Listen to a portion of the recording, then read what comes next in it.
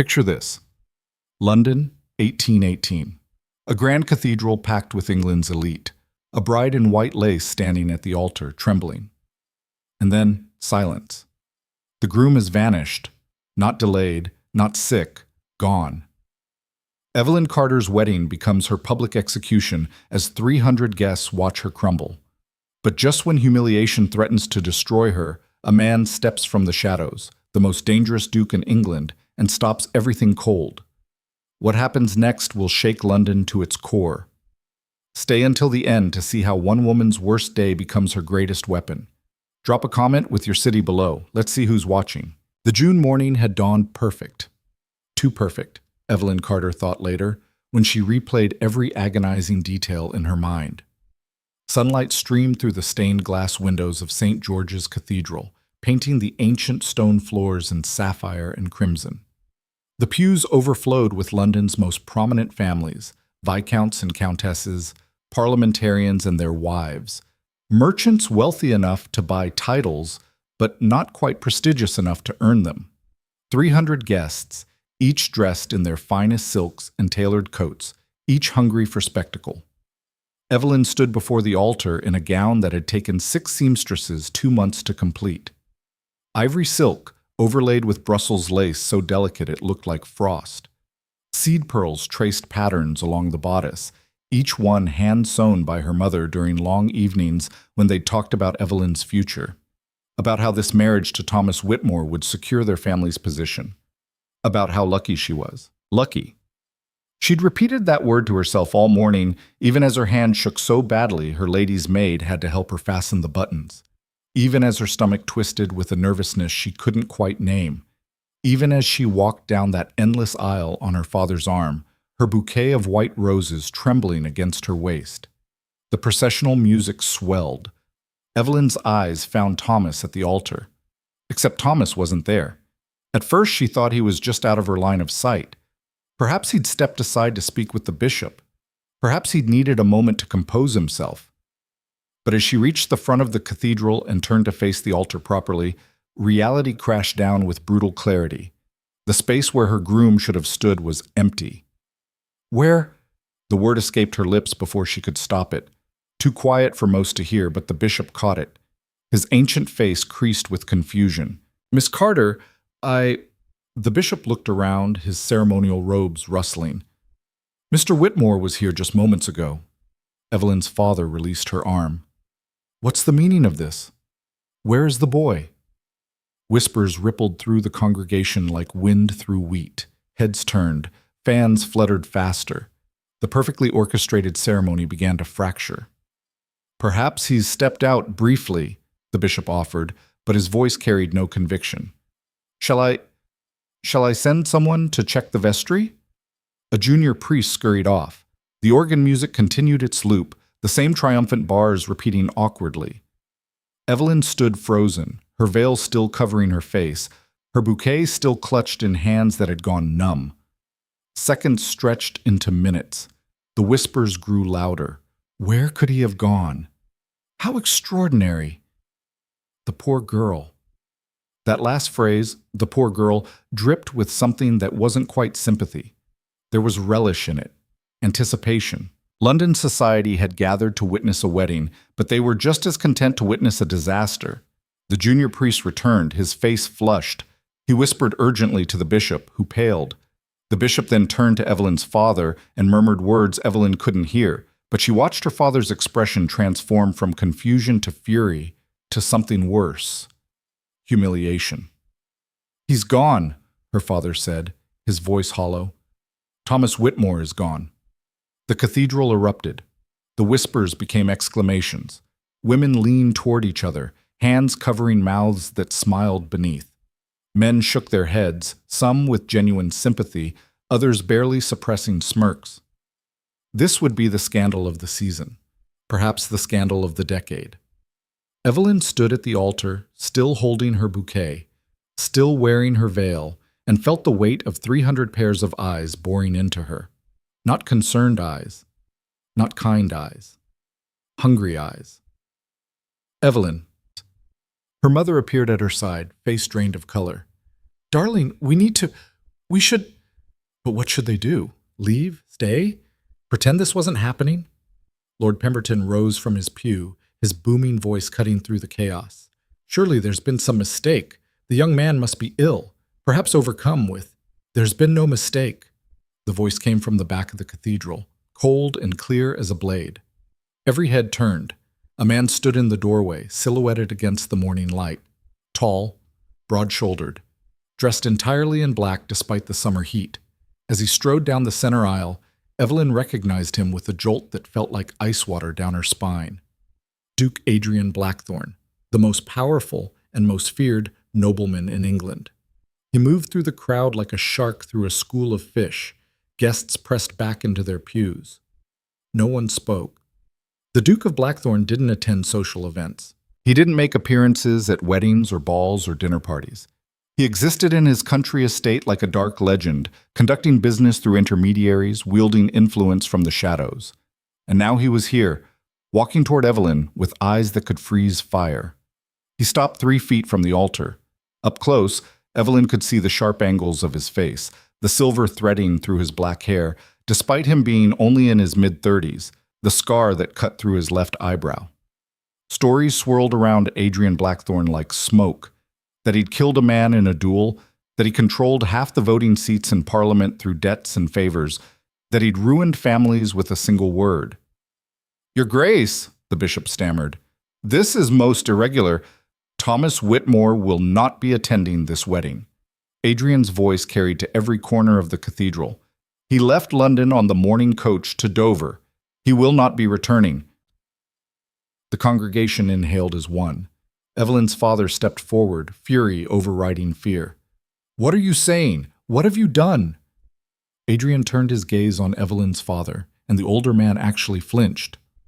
"I have done what needed to be done, Mr. Carter. Your daughter's intended was not the man you believed him to be." "How dare you interfere? How dare I?" Adrian's eyebrow rose. "I dare because someone had to. Thomas Whitmore is drowning in gambling debts. He owes £40,000 to creditors across London. This marriage was never about affection or even alliance. It was about access to your daughter's dowry." The cathedral exploded with noise, gasps, shouts. Evelyn's mother made a sound like a wounded animal. "You're lying!" Evelyn's father roared. "Thomas comes from good family. He has an estate in..." "An estate mortgaged 3 times over. Ships that exist only on paper. Investments that never materialized." Adrian's words fell like hammers. "I have the documentation, if you'd like to review it, though I suspect you'd rather not do so in front of 300 witnesses." Evelyn's vision tunneled. The cathedral spun around her. Thomas had debts? Gambling debts? She thought of his easy smiles, his gentle courtship, the way he'd quoted poetry and promised her a happy life. All of it, every moment, had been a lie. "But why?" someone called from the crowd. "Why would you intervene, Your Grace? What's your interest in this matter?" Adrian was silent for a long moment. The entire cathedral held its breath. Miss Carter deserved to know the truth before she bound herself to a scoundrel. His eyes finally met Evelyn's through her veil. "Even if that truth comes at a cost." The cost. Evelyn understood it immediately, felt it settling over her like a shroud. Because even though Adrian had exposed Thomas's deception, even though he'd saved her from a disastrous marriage, London society wouldn't see it that way. They would see a bride abandoned at the altar, a woman so unworthy that her groom fled rather than marry her. It didn't matter why Thomas had left. The image would remain, Evelyn Carter, standing alone in her wedding gown, rejected in the most public way possible. Lady Ashford's voice cut through the murmurs, sharp as glass. "Well, this is certainly unfortunate. Poor girl. She'll never recover from such disgrace. Poor girl." There it was again, that phrase that sounded like sympathy but tasted like poison. "The scandal will destroy them," someone else whispered, not quietly enough. "No respectable family will receive them now." Imagine the humiliation. Evelyn's knees buckled. Her mother caught her arm, but even that touch felt like an accusation. This was supposed to be the happiest day of her life. Instead, it would be the day that defined her forever. The day Evelyn Carter became London's most pitiable spectacle. She looked at Adrian Blackthorne, this stranger who had shattered her wedding and her future in one brutal revelation. His expression was unreadable. Not cruel, but not kind either. Simply factual, as if he'd done nothing more remarkable than comment on the weather. Why? The word escaped her lips before she could stop it. Why would you do this? For the first time, something flickered in Adrian's eyes. Not quite emotion, but close. Because I have 3 sisters, Miss Carter, and I would hope someone would do the same for them. Then he turned to address the crowd, his voice ringing with authority. I take full responsibility for today's disruption. The blame lies with me, not with Miss Carter or her family. If there is scandal, let it attach to my name. It was a noble gesture, a powerful one. But Evelyn knew, and from the looks on the guests' faces they knew too, that it wouldn't matter. Adrian Blackthorne was too wealthy, too powerful to be touched by scandal. He could weather any storm. But Evelyn? She was just a merchant's daughter with a respectable dowry and middle-tier connections. She had no armor against society's judgment. Come, darling, her mother's voice was thick with tears. We need to leave. Evelyn let herself be led down the aisle, past the staring guests, past the friends who looked away, past the rivals who smiled behind their fans. Her father followed, his face like thunder. Behind them, the congregation burst into furious conversation, voices overlapping in their eagerness to dissect every detail. The carriage ride home passed in silence. Evelyn sat between her parents, still in her wedding gown, her veil finally lifted to reveal a face that felt like stone. She didn't cry. Crying would come later in the dark privacy of her room. For now, she just felt numb. When they reached their townhouse in Mayfair, servants scattered like startled birds. News traveled fast in London. They already knew. Evelyn's mother helped her out of the wedding gown with trembling hands. Each button undone felt like a small death. The beautiful dress, once a symbol of hope and future, now represented only humiliation. It will be all right, her mother whispered, but the lie was transparent. We'll weather this. Society has a short memory. Both of them knew that wasn't true. Evelyn stood in her chemise staring at her reflection in the full-length mirror. The same face she'd seen this morning looked back at her, but the woman behind it had changed completely. This morning she'd been a bride full of nerves and hope. Now she was something else entirely, a scandal, a cautionary tale. The girl who got left at the altar. A knock at the door made both women jump. Evelyn's father entered, his face still carved from granite. We need to discuss how to handle this, he said without preamble. I've already received 3 messages withdrawing invitations. Lady Pemberton's garden party next week. Rescinded. The Ashford Ball, uninvited. The opera subscription we share with the Harrisons. They'd prefer we didn't attend this season. But it's only been 3 hours, Evelyn's mother protested weakly. 3 hours is an eternity in London, Margaret. Her father's voice was bitter. By nightfall, every drawing room in Mayfair will be discussing our daughter's disgrace. By tomorrow, the scandal sheets will have invented a dozen explanations, each worse than the last. What explanations? Evelyn asked, her voice rusty. Her father looked at her with something that might have been pity. That you drove Thomas away with your temperament. That there was some secret impropriety. That you've been meeting someone else in secret. It doesn't matter that none of it's true. People will believe what makes the best story. Evelyn sank onto her bed. So what do? We withdraw from society for the remainder of the season, perhaps longer. We say you're unwell. We hope that by next year, some other scandal has captured everyone's attention. Withdraw. The word tasted like ash. Hide. It's the sensible course. The sensible course? Evelyn laughed, a sound with no humor in it. I was being sensible this morning. I was doing everything right. And look where it got me. Her father's expression softened slightly. I know this isn't fair, Evelyn, but fair and reality are 2 different things. We must deal with reality. Reality. The reality was that Thomas Whitmore had seen her as nothing more than a source of money. The reality was that 300 people had watched her humiliation with barely concealed glee. The reality was that one day had transformed her from respectable to ruined. After her parents left, Evelyn sat alone in the gathering darkness.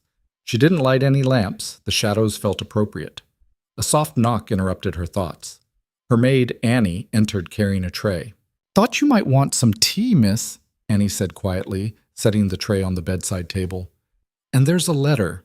Arrived by courier just now." Evelyn looked at the cream envelope on the tray. Heavy paper, no return address. She opened it with fingers that still felt disconnected from her body. The message was brief. "Miss Carter, I apologize for the manner of this morning's revelation. You deserved better than to learn of Thomas Whitmore's character in such a public forum. However, time was short, and I feared he would complete the marriage before the truth could emerge. If you wish to understand the full extent of his deception, I have documents that may provide clarity. They are yours if you want them. A. Blackthorne." Evelyn read the letter 3 times. Adrian Blackthorne was offering her information, the truth about Thomas. Part of her wanted to crumple the letter and throw it in the fire. What good would knowing more do? The damage was done. But another part, a part that was tired of being the poor girl, the victim, the scandal, wanted to know everything. If she was going to be ruined anyway, shouldn't she at least understand why? "Annie," she said slowly, "do we still have mourning stationery? The plain black-bordered kind from when grandmother passed?" "I believe so, miss." "Why?"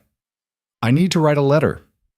An hour later, a messenger left the Carter household carrying Evelyn's response. "Your Grace, I accept your offer. Send the documents. E. Carter." She didn't know what those documents would reveal. She didn't know if understanding Thomas's betrayal would make any difference.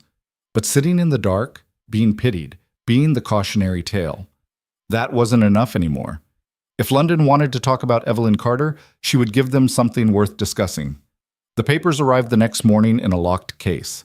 Evelyn dismissed Annie and opened it alone at her writing desk. Inside were ledgers, letters, and legal documents. She spread them across the desk and began to read. Thomas Whitmore's debts were worse than Adrian had indicated. £40,000 was just the beginning. There were gambling markers from every establishment in London, loans from increasingly desperate sources, letters to creditors promising repayment as soon as the Carter situation is resolved. The Carter situation. That's what she was, a situation to be resolved. But the documents revealed something else too. Thomas hadn't been working alone. Several letters referenced meetings with our mutual friend and the arrangement we discussed. Someone had been helping Thomas plan this marriage. Someone who would benefit from his access to Evelyn's dowry. The final document made Evelyn's blood run cold. It was a promissory note signed by Thomas, promising 70% of Evelyn's dowry to a creditor named J. Thornberry upon receipt of the marriage settlement, 70%. Thomas had already sold her future before the wedding even happened. Evelyn sat back, her hands shaking with something that wasn't fear. It was rage. Pure, clarifying rage. A knock at her door startled her. Her mother's voice came through. "Evelyn? Mr. Whitmore's solicitor is here. He's asking to speak with your father." "About what?" A pause. "I don't know, darling, but your father asked if you'd join them in his study." Evelyn gathered the documents, locked them back in their case, and went downstairs. Whatever Thomas's solicitor wanted, it wouldn't be good. Men like Thomas didn't send lawyers for friendly conversations. Her father's study was a masculine room of dark wood and leather.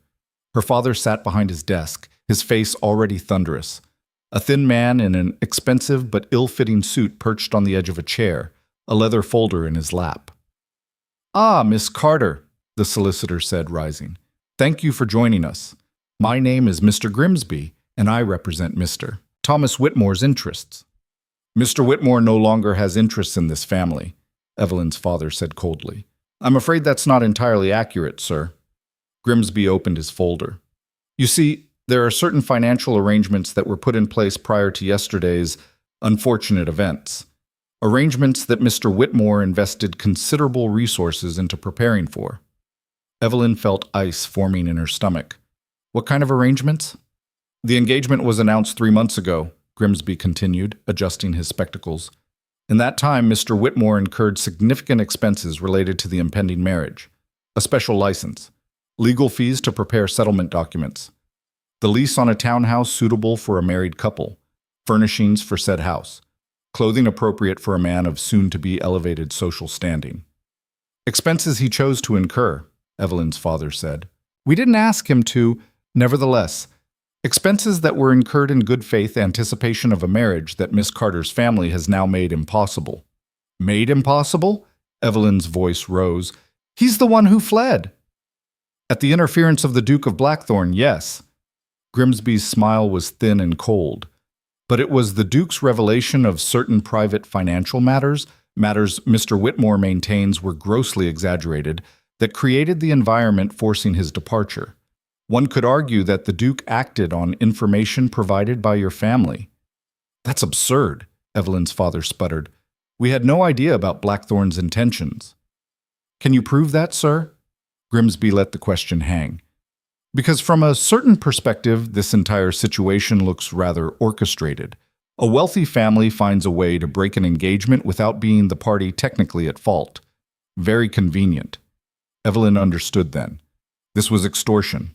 Elegant, legal extortion. What does Thomas want? She asked directly. £20,000. Her father's face went purple. 20,000. That's nearly half of Evelyn's dowry. Mr. Whitmore considers it fair compensation for his losses and the damage to his reputation. His reputation? Evelyn's mother had appeared in the doorway, her voice shaking with fury. What about our daughter's reputation? She was humiliated before all of London.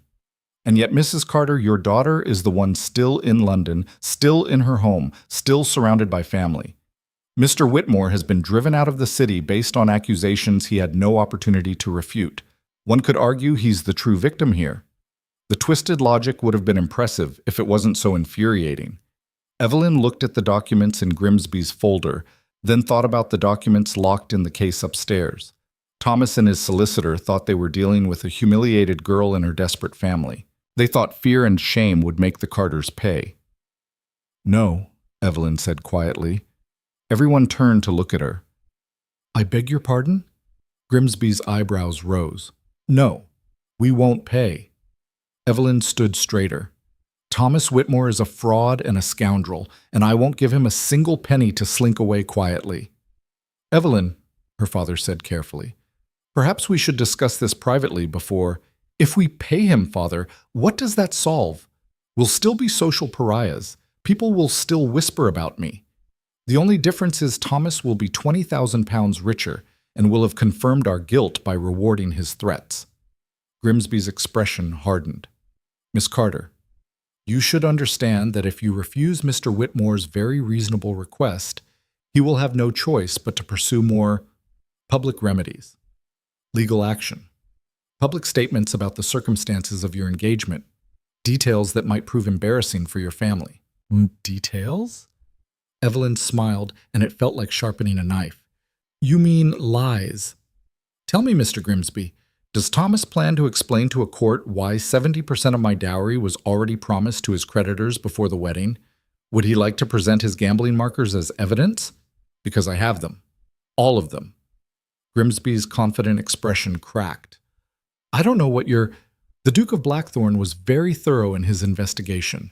Every debt, every lie, every penny Thomas planned to steal. It's all documented. Evelyn walked to the door and opened it. So you can tell Mr. Whitmore that if he wants to make this public, I welcome it. Let London see exactly what kind of man he is. You're making a mistake, Grimsby said, gathering his folder with shaking hands. Mr. Whitmore has powerful friends. This will not end well for you. It's already not ended well for me, Mr. Grimsby. I have nothing left to lose. But Thomas? Evelyn's smile widened. He has everything to lose, and I intend to make sure he loses it. After Grimsby left, Evelyn's father stared at her as if seeing her for the first time. That was, he began. Reckless, Evelyn suggested. Unladylike? Inappropriate? I was going to say brave. Her father's voice was rough. Brave and probably foolish, but brave nonetheless.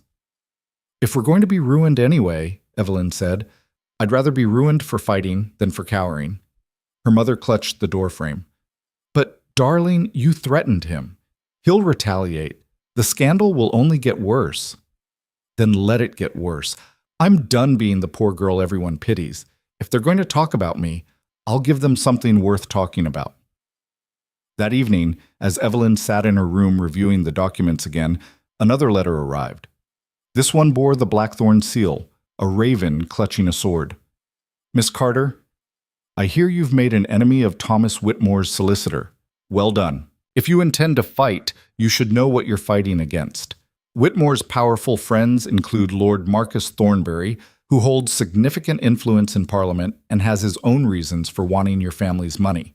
This is larger than a jilted groom seeking revenge. I'm hosting a dinner tomorrow evening at Blackthorn Hall. Small gathering, influential people. If you attend, I can introduce you to allies who might prove useful in the coming battle. The invitation is unusual, I know. Accepting it would only add to the scandals surrounding you, but I suspect you're done worrying about propriety. A. Blackthorn. Evelyn read the letter 3 times. A dinner at Blackthorn Hall, hosted by London's most notorious recluse, attended by his powerful associates. If she went, society would explode with speculation. The abandoned bride dining with the Dark Duke. The impropriety would be staggering. Her parents would be horrified. Her friends, her former friends, would be scandalized. Every matron in London would use her as an example of what happened when young women forgot their place. Evelyn picked up her pen and began to write. Your Grace, I accept your invitation. E. Carter. She sealed the letter and rang for Annie. As the maid took the letter to be delivered, Evelyn walked to her window and looked out at the darkening London streets. Tomorrow night she would walk into the home of the most dangerous man in England and ally herself with him against forces she didn't fully understand. It was reckless. It was scandalous. It was exactly what she needed to do. Because Evelyn Carter was done being abandoned, done being pitied, done being the victim of someone else's story. If London wanted a scandal, she would give them one they'd never forget. And if Thomas Whitmore thought he could extort her into silence, he was about to learn a very painful lesson. The woman standing alone at the altar hadn't been weak. She'd been gathering her strength. The carriage that arrived at the Carter townhouse the following evening was unmarked but unmistakable. Black lacquer polished to a mirror shine, drawn by 4 matching midnight stallions, the interior lined with burgundy velvet. No crest adorned the doors, but everyone on the street knew whose carriage this was. Servants paused mid-task to stare. A neighbor's curtain twitched. Evelyn descended the steps in a gown of deep emerald silk, cut daringly low at the shoulders, a dress she'd never worn before because her mother had deemed it too bold for a young unmarried woman. But Evelyn was no longer concerned with what unmarried women should or shouldn't do. The rules hadn't protected her. Why should she protect them? You don't have to do this, her mother said from the doorway, her voice small and frightened. It's not too late to send your regrets. Yes, it is. Evelyn pulled on her gloves, fine kid leather dyed to match the dress. It was too late the moment I wrote back. Your father thinks we should hide until society forgets. But they won't forget, Mother. They'll just decide what the story means without us. Evelyn turned to face her. I'd rather write my own ending. The footman handed her into the carriage. As the door closed, Evelyn caught a glimpse of her mother's face, pale, worried, but also something else. Pride, perhaps, or maybe fear that her daughter had become someone she no longer recognized. The carriage rolled through Mayfair's lamplit streets. Evelyn watched familiar houses pass by, homes where she'd attended tea parties and musicales, where mothers had smiled at her and calculated her worth as a potential daughter-in-law. Those doors were closed to her now. Every window she passed represented another invitation she'd never receive, another friendship that had evaporated the moment scandal touched her name. The carriage turned north, leaving the fashionable districts behind. Blackthorn Hall sat on the edge of the city, separated from London proper by a stretch of parkland that had once been royal hunting grounds. The estate's iron gates opened silently as the carriage approached, revealing a drive lined with ancient oaks. The hall itself rose from the darkness like something from a Gothic novel. All stone towers and arched windows, ivy-climbing walls that had stood for 3 centuries. Light blazed from the ground floor windows, but the upper stories remained dark, giving the impression of a fortress only partially inhabited. The carriage stopped before a massive entrance where a butler waited, his face as immobile as the stone lions flanking the steps. Miss Carter, he intoned, His Grace is expecting you. Evelyn followed him through an entrance hall that could have swallowed her family's entire townhouse. Marble floors reflected the light of crystal chandeliers. Portraits of severe-looking blackthorns glared down from the walls. Men in armor, women in jewels, all sharing the same sharp features and penetrating gaze that marked their descendant. Voices drifted from an open doorway ahead. Male voices, mostly, discussing politics and trade with the casual authority of men accustomed to power. Evelyn's steps slowed. What was she doing here? She was a merchant's daughter about to walk into a room full of England's elite, people who could destroy what remained of her reputation with a single raised eyebrow. Second thoughts, Miss Carter? She turned to find Adrian Blackthorne emerging from a side corridor.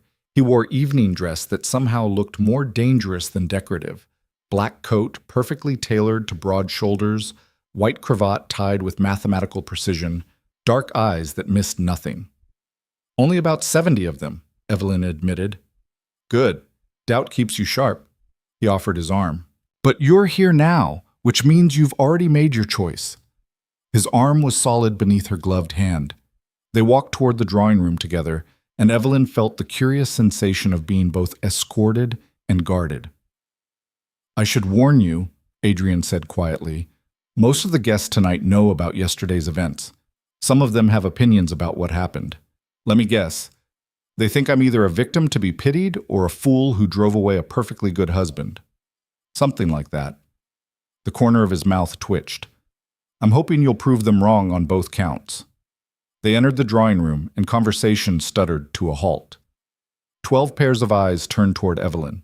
She recognized some faces from yesterday's wedding, Lord Pemberton, who'd tried to make excuses for Thomas, Lady Catherine Ashford, whose whispers had cut like knives. But there were others too, people she knew by reputation, Lord Chancellor Westbrook, who advised the king, Sir Edward Morrison, who controlled half the shipping in London, Lady Helena Vance, whose salon was considered the intellectual heart of the city. Ladies and gentlemen, Adrian announced, his voice carrying effortlessly, may I present Miss Evelyn Carter. The silence that followed felt like judgment crystallizing in the air. Then Lady Helena Vance stood, her silver hair catching the candlelight, and walked directly to Evelyn. She was 70 if she was a day, with the kind of face that suggested she'd seen everything worth seeing and most things not worth the trouble. The girl who told Grimsby to go to hell, Lady Helena said, her voice dry as old paper. I like you already.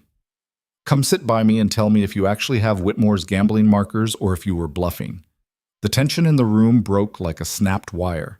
Conversations resumed, though Evelyn noticed several people still watching her with varying degrees of curiosity and suspicion. Both, Evelyn said as Lady Helena led her to a settee near the fireplace. I have the documents, but I may have exaggerated how completely they destroy him. Smart girl, never show your entire hand until you're ready to play it. Lady Helena poured tea from a delicate porcelain pot. Now tell me, what do you want from all this? Revenge? Vindication? Or are you simply tired of being walked on? Evelyn took the cup, grateful for something to do with her shaking hands. I want people to stop deciding who I am based on what happened to me. Fair enough. But you realize that fighting back will only make the scandal worse. Society forgives victims. It destroys women who refuse to be victimized. I've noticed. And you're here anyway. Lady Helena studied her with eyes that had probably seen through better liars than Evelyn would ever be. That takes either courage or stupidity. I haven't decided which yet. Across the room, Lord Pemberton had cornered Adrian near the liquor cabinet. His voice carried despite his attempt at discretion. This is madness, Blackthorne. Bringing that girl here, making her part of whatever game you're playing, it's cruel. Cruel would be leaving her to face Thornbury alone, Adrian replied, pouring whiskey with steady hands. Evelyn's attention sharpened. Thornbury. The name from the promissory note. Marcus Thornbury is a member of Parliament, Pemberton hissed. You can't just accuse him of what? Conspiracy to defraud? Using Thomas Whitmore as a puppet to access the Carter family's money? Adrian's voice was cold enough to frost the glass in his hand. I'm not accusing him of anything. I'm stating facts. You have no proof. I have enough. Adrian glanced toward Evelyn, caught her watching, and raised his glass slightly in acknowledgement. And now Miss Carter does too. Dinner was announced, and the group moved to a dining room that looked like it could host a state banquet. Evelyn found herself seated between Lady Helena and Sir Edward Morrison, directly across from Adrian at the table's head. The first course arrived, consommé so clear it looked like amber glass. Conversation flowed around politics, trade agreements, a recent scandal involving a duchess and her footman. Evelyn ate mechanically, hyper-aware that she was being evaluated with every bite, every word, every gesture. "Tell me, Miss Carter," Sir Edward said, his voice booming enough to silence nearby conversations, "what do you make of the new trade restrictions on French wine?" It was a test. Evelyn knew almost nothing about trade restrictions, but she did know something about power plays. "I make that it's probably less about wine and more about leverage," she said carefully. "Everything's about leverage, isn't it?" Sir Edward's bushy eyebrows rose. Then he laughed, a sound like a cannon firing. "Smart girl. You're absolutely right. The vintners don't care about the wine. They care about forcing concessions on textile imports." He turned to Adrian. "Where did you find her?" "At the altar, apparently," Lady Catherine Ashford said from down the table. Her voice dripped honey that barely concealed poison. "Though not for long." The table went quiet. Evelyn felt blood rush to her face, but before she could respond, Lady Helena's fork clinked against her plate with deliberate sharpness. "Catherine, dear, your jealousy is showing," Lady Helena said pleasantly. "It's terribly aging." "Jealous? Of what?" "Of Miss Carter's courage. I seem to recall when your first engagement ended badly. You hid in the country for 2 years and came back only after your father bought you a husband." Lady Helena smiled. "Miss Carter's been ruined for all of 36 hours, and she's already fighting back. It must be galling to watch." Lady Catherine's face went crimson. She opened her mouth, closed it, then found a sudden fascination with her soup. Lord Chancellor Westbrook cleared his throat. "Speaking of fighting back, I understand Mr. Whitmore's solicitor made certain demands of your family, Miss Carter. May I ask how you responded?" Every eye turned to Evelyn again. This was it, the moment where she could downplay the confrontation, present herself as moderate and reasonable, perhaps salvage some small piece of respectability. Instead, she met Westbrook's gaze directly. "I told him that if Thomas Whitmore wants to make his fraud public, I welcome the opportunity to expose him in court." "Even though such exposure would destroy what remains of your reputation?" Westbrook's tone was neutral, but his eyes were sharp. "My reputation is already destroyed, Lord Chancellor, but Thomas's isn't, yet. You sound like you want revenge." "I want accountability. There's a difference." "Is there?" This from Lord Pemberton, his face skeptical. "Because, from where I sit, you're a young woman who's been dealt a bad hand, and rather than accept it gracefully, you're determined to burn down everything around you." Evelyn set down her spoon with careful precision. "You're right, Lord Pemberton. I have been dealt a bad hand, but it wasn't dealt by fate or misfortune. It was dealt by a man who lied to me, who planned to rob me, who would have destroyed my life for his own gain. And when I discovered the truth, instead of apologizing or facing consequences, he tried to extort my family for £20,000. The young man made mistakes." "Mistakes?" Evelyn's voice rose despite her attempt to control it. "He forged a plan to marry me for my money while already promising most of that money to creditors. That's not a mistake. That's fraud." "Nevertheless, dragging this through public channels will only hurt you more than him. Men recover from scandal. Women don't." "Then perhaps it's time that changed." The table erupted with overlapping voices, some supportive, most skeptical, a few openly hostile. Adrian let it continue for several seconds before he raised one hand, and silence fell like a curtain. "Enough!" His voice wasn't loud, but it cut through the chaos like a blade. "Lord Pemberton, you're concerned about propriety. I understand, but propriety didn't protect Miss Carter from being used as a financial resource. Propriety didn't stop Thomas Whitmore from planning to rob her. Propriety just told her to smile and accept her fate. Your Grace, I mean no disrespect to Miss Carter, but this vendetta, it's not a vendetta." Adrian's eyes were cold. "It's self-defense, and if you can't see the difference, perhaps you should consider why not." The rebuke stung. Pemberton's face flushed, But he didn't argue further. Lady Helena leaned close to Evelyn and whispered, "You've made an ally of the most dangerous man in England. I hope you understand what that means." Evelyn thought of the documents locked in her room, of Grimsby's threats, of the name Thornbury appearing again and again in Thomas's correspondence. "I'm starting to." The rest of dinner passed in a blur of courses and careful conversation. By the time dessert arrived, tiny works of art in spun sugar and cream, Evelyn felt like she'd survived a battle. Her face ached from maintaining composure. Her hands were cramped from gripping her fork too tightly. After dinner, the men retired to the library for port and cigars, while the women gathered in the drawing room. Evelyn found herself on a sofa between Lady Helena and a younger woman she hadn't noticed before, pretty, with auburn hair and intelligent green eyes. "I'm Charlotte Blackthorne," the woman said, offering her hand, "Adrian's youngest sister." Evelyn took her hand, surprised. "I didn't know the Duke had family in residence." "He doesn't usually. But when I heard he was hosting a dinner party, Adrian never hosts dinner parties, I invited myself from the country." Charlotte's smile was mischievous. "I had to see what kind of woman could make my brother break his habits. I haven't made him do anything." "Haven't you?" Charlotte gestured around the room. "Adrian hasn't entertained in 5 years.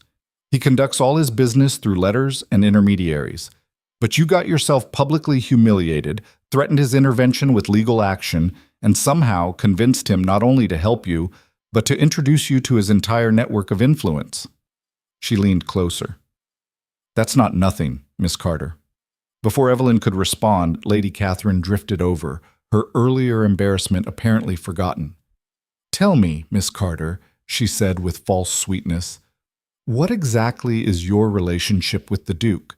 It seems rather intimate for two people who barely knew each other a week ago."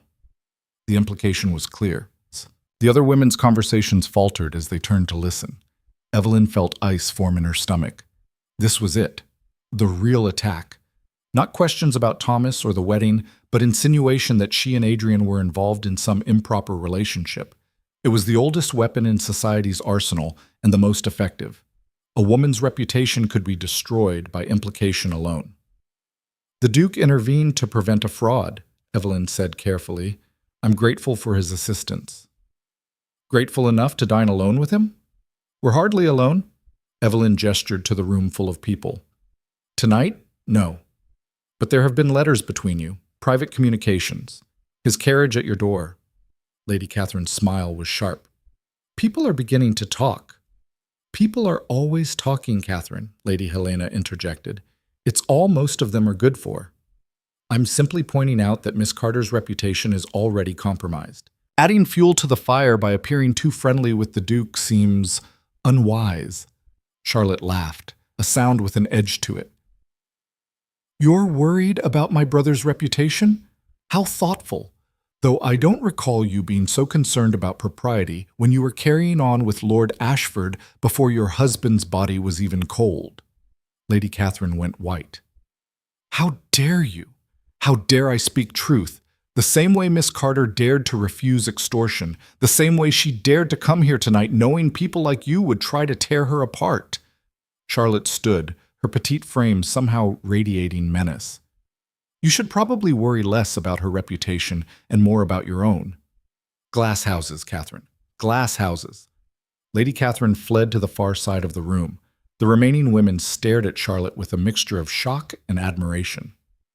"That was," Evelyn began. "Necessary," Charlotte finished. "Catherine's been spreading rumors since yesterday. Better to shut her down now before they take root." She sat back down with a satisfied smile. "Besides, I like you. Anyone who makes Adrian act like a human being instead of a calculating machine deserves protection." In the library, the conversation had turned to business. Adrian stood by the fireplace while the other men arranged themselves in leather chairs with crystal tumblers of port. "All right, Blackthorne," Sir Edward said, lighting a cigar. "We've danced around it all evening. What's your real interest in the Carter girl?" Adrian took his time answering. He swirled the port in his glass, watching the candlelight play through the dark liquid. "Marcus Thornbury," he said finally. The name landed like a stone in still water. Several men shifted uncomfortably. "What about him?" Lord Chancellor Westbrook asked carefully. He's been using frontmen to acquire assets throughout London. Small businesses, properties, investment shares. Always through intermediaries, always legally complex enough to obscure his involvement. Adrian set down his glass. Thomas Whitmore was another frontman. The marriage to Miss Carter would have given Thornbury access to her family's merchant connections and capital. You can't prove that, Pemberton objected. Actually, I can. Whitmore kept records. Foolish of him, but useful for us. Adrian pulled a folded paper from his jacket. This is a letter from Thornbury to Whitmore, dated 3 weeks before the engagement was announced. In it, Thornbury suggests Whitmore pursue the Carter opportunity and promises financial backing in exchange for future considerations. Westbrook took the letter, read it, and passed it to Sir Edward. Both men's faces darkened. If this is real, Westbrook said slowly, Thornbury could face serious charges. It's real. I have the original. Why? Sir Edward demanded. Why go to all this trouble over one girl's dowry? Thornbury's rich. He doesn't need the money. It's not about the money. It's about the connections. Adrian began to pace, the movement unusual enough that several men took notice. Carter's business network spans half of Europe. His shipping partnerships could be leveraged for everything from legitimate trade to smuggling. Thornbury's been building something, I don't know what yet, but it requires resources and cover that legitimate businesses can provide. You think he's planning something illegal? I think he's planning something ambitious. Whether it's illegal depends on how you define the term. Adrian stopped pacing. But that's secondary. The immediate problem is that Thornbury knows I've interfered with his plans. He knows I have evidence, and he knows Miss Carter is now aware of his involvement. So he'll come after her, Pemberton said, understanding dawning. That's why you brought her here. You're using her as bait. I'm using her as a witness. There's a difference. Is there? Pemberton echoed his earlier question.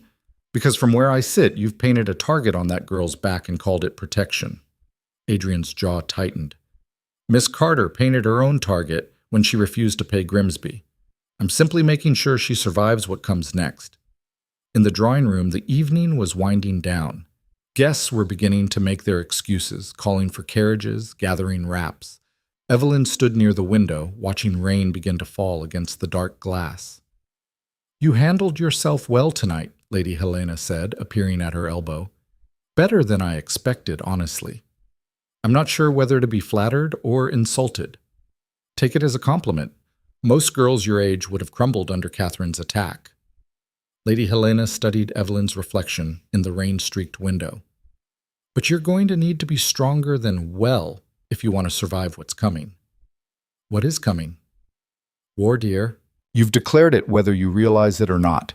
Thomas Whitmore is a coward, but he's a well-connected coward. And the people he's connected to don't forgive easily. She paused. Tell me, do you know who Marcus Thornbury is? Evelyn's heart skipped. I've seen his name in Thomas's papers. Then you know more than you should and less than you need to. Lady Helena glanced around to ensure no one was listening. Thornbury is dangerous, not dangerous like Adrian, who wields power openly, dangerous in the way of poisoners and shadows. If he's involved in this mess, you need to be very, very careful. The Duke said, the Duke is brilliant and powerful and completely capable of protecting you from most threats. But Thornbury doesn't make frontal attacks. He destroys people through their reputations, their businesses, their families. And right now, your reputation is already wounded. Your family is already vulnerable. Lady Helena's eyes were grave. You're an easy target, Miss Carter. Don't forget that. Before Evelyn could respond, Adrian appeared in the doorway, his expression unreadable. Miss Carter, your carriage is ready. The ride home was silent. Evelyn sat in the darkness of Adrian's carriage, her mind whirling with everything she'd learned. Thornbury, conspiracy, danger that went deeper than a jilted groom seeking revenge. The carriage stopped before her townhouse. Adrian's footman opened the door, but before Evelyn could descend, Adrian spoke from the shadows opposite her. You need to decide, Miss Carter. Decide what? How far you're willing to go. Because once you step into this fight fully, there's no retreat. Thornbury will come after you with everything he has. Your reputation, your family's business, your future, all of it becomes ammunition. His voice was steady but serious. I can help you, but only if you're certain this is what you want. Evelyn thought of Thomas's betrayal, of Grimsby's threats, of 300 people watching her humiliation with barely concealed glee, of Lady Catherine's insinuations and society's judgment and the slow suffocation of being told to accept her fate gracefully. I'm certain, she said. Then tomorrow, we begin in earnest. Evelyn entered her townhouse to find her father waiting in the entrance hall. His face was carefully neutral, but she could see the questions in his eyes. How was dinner? He asked. Educational. Evelyn pulled off her gloves. Father, what do you know about Marcus Thornbury? His expression flickered. Lord Thornbury, he's a member of Parliament, powerful family. Why? Because he's involved in Thomas's scheme, deeply involved. Evelyn moved to the stairs, then paused. How much would it hurt your business if Thornbury decided to retaliate against us? Her father's face went pale. Evelyn, what have you done? What I had to do. She met his eyes. I'm sorry, Father, but I won't pay extortion money, and I won't let Thomas get away with what he tried to do, even if it costs us everything. Everything might include more than you realize, her father said quietly. Thornbury has friends in the excise office. He could tie up our shipments in legal red tape for months. He has influence with the banks. We have loans coming due in August. He could destroy us. I know. Evelyn's voice was steady. But Thomas and Thornbury were going to destroy us anyway, just more slowly. At least this way we go down fighting. She climbed the stairs to her room, leaving her father standing in the hall looking like he'd aged 10 years in 10 seconds. Annie helped her out of the emerald gown, her hands gentle as she worked the buttons. How was it, miss? The dinner? Complicated. Evelyn sat at her dressing table, staring at her reflection. The same face, but something in the eyes had changed. Annie, do you think I'm making a terrible mistake? The maid paused. I think you're doing what you think is right.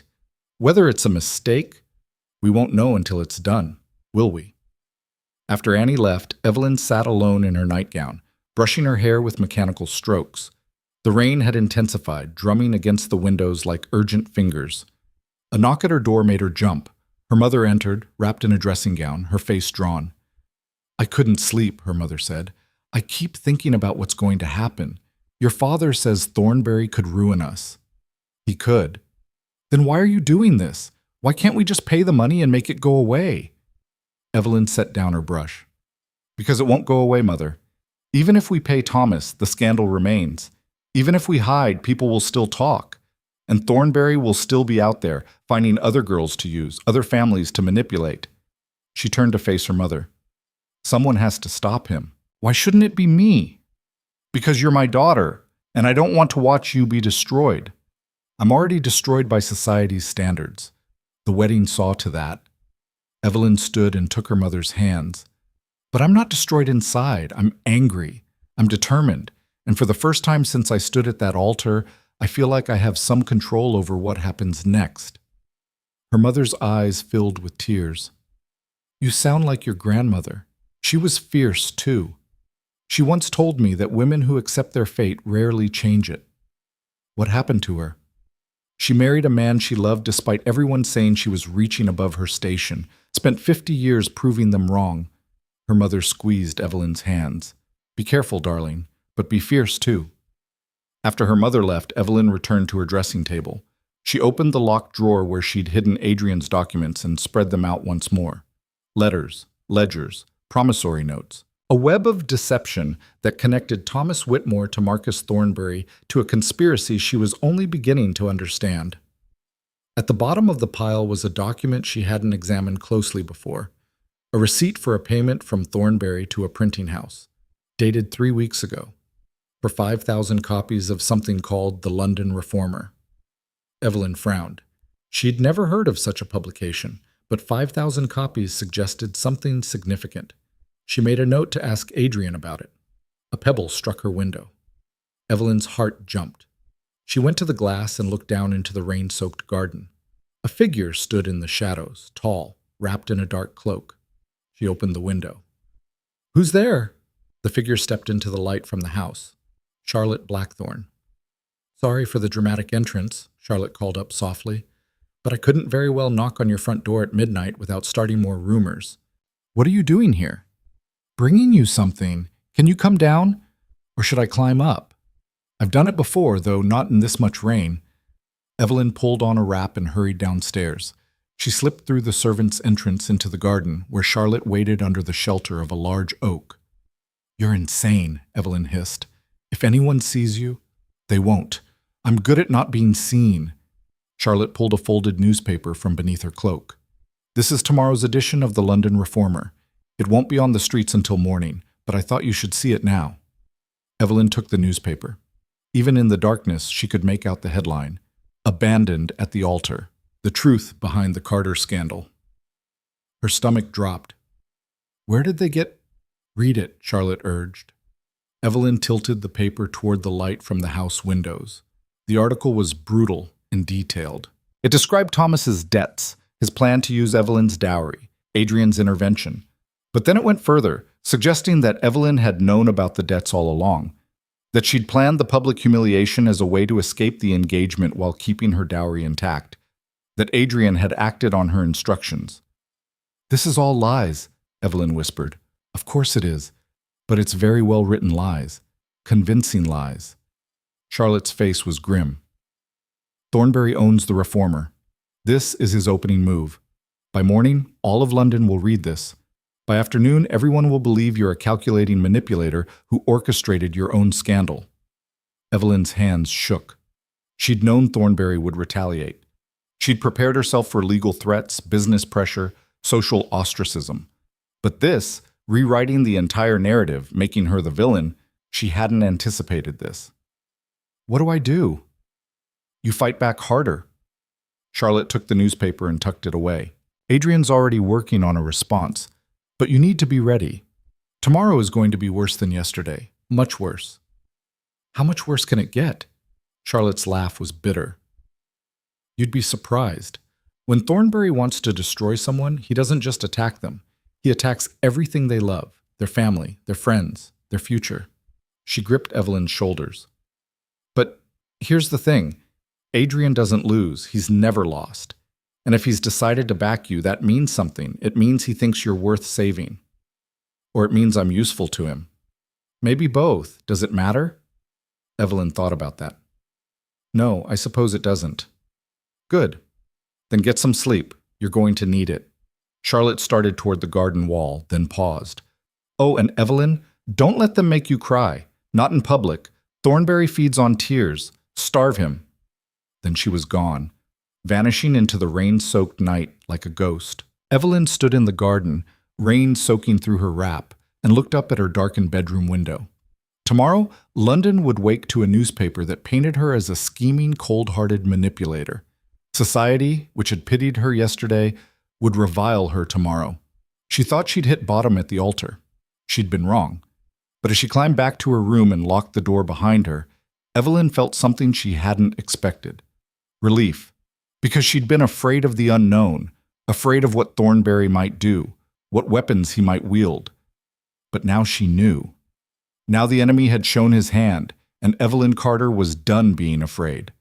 Tomorrow, the real war would begin. The morning broke gray and cold, rain still hammering the windows.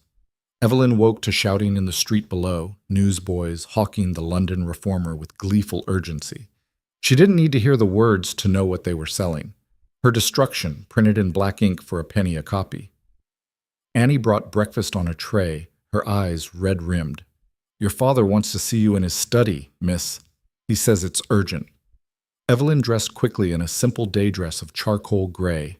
No jewelry, no adornment. If London wanted to see her as a villain, she wouldn't give them the satisfaction of seeing her cower. Her father's study reeked of stale cigars and desperation. He sat behind his desk with the newspaper spread before him, his face the color of old parchment. Her mother stood by the window, staring out at the rain. "Have you read it?" her father asked without preamble. "Charlotte Blackthorne brought me an advance copy last night." Charlotte Blackthorne was here? At midnight? Her mother turned from the window, horrified. "Evelyn, if anyone saw—" "Mother, I'm already being accused of orchestrating a public scandal to escape marriage. A midnight visit from a duke's sister is the least of my problems." Her father slammed his hand on the desk, making both women jump. "This is not a joke. Do you understand what this article says? It claims you knew about Thomas's debts, that you used the Duke to humiliate Thomas publicly, that you're planning to blackmail him for more money." All lies. Of course they're lies, but nobody cares about truth when fiction is more entertaining. He stood, pacing the small room like a caged animal. "I've already received 3 messages this morning. The bank is calling in our loans early. The Merchants Guild is requesting I step down from the board. And Lord Thornbury's solicitor sent notice that he's filing a formal complaint about the defamatory materials we've been spreading about his business associates." Evelyn's stomach twisted. "What does that mean?" "It means if we don't retract our accusations against Thomas Whitmore and issue a public apology, Thornbury will sue us for libel. The legal fees alone would bankrupt us. And if we lose—" Her father's voice cracked. "We lose everything. The house, the business, your mother's dowry settlements, everything." Silence filled the study, broken only by the rain and her mother's quiet sobbing. "So we fight," Evelyn said. Her father stared at her as if she'd suggested they burn down London. "Fight? With what? We have no money for lawyers, no political connections, no— We have the truth, and we have the Duke of Blackthorn. The Duke can't save us from bankruptcy, Evelyn.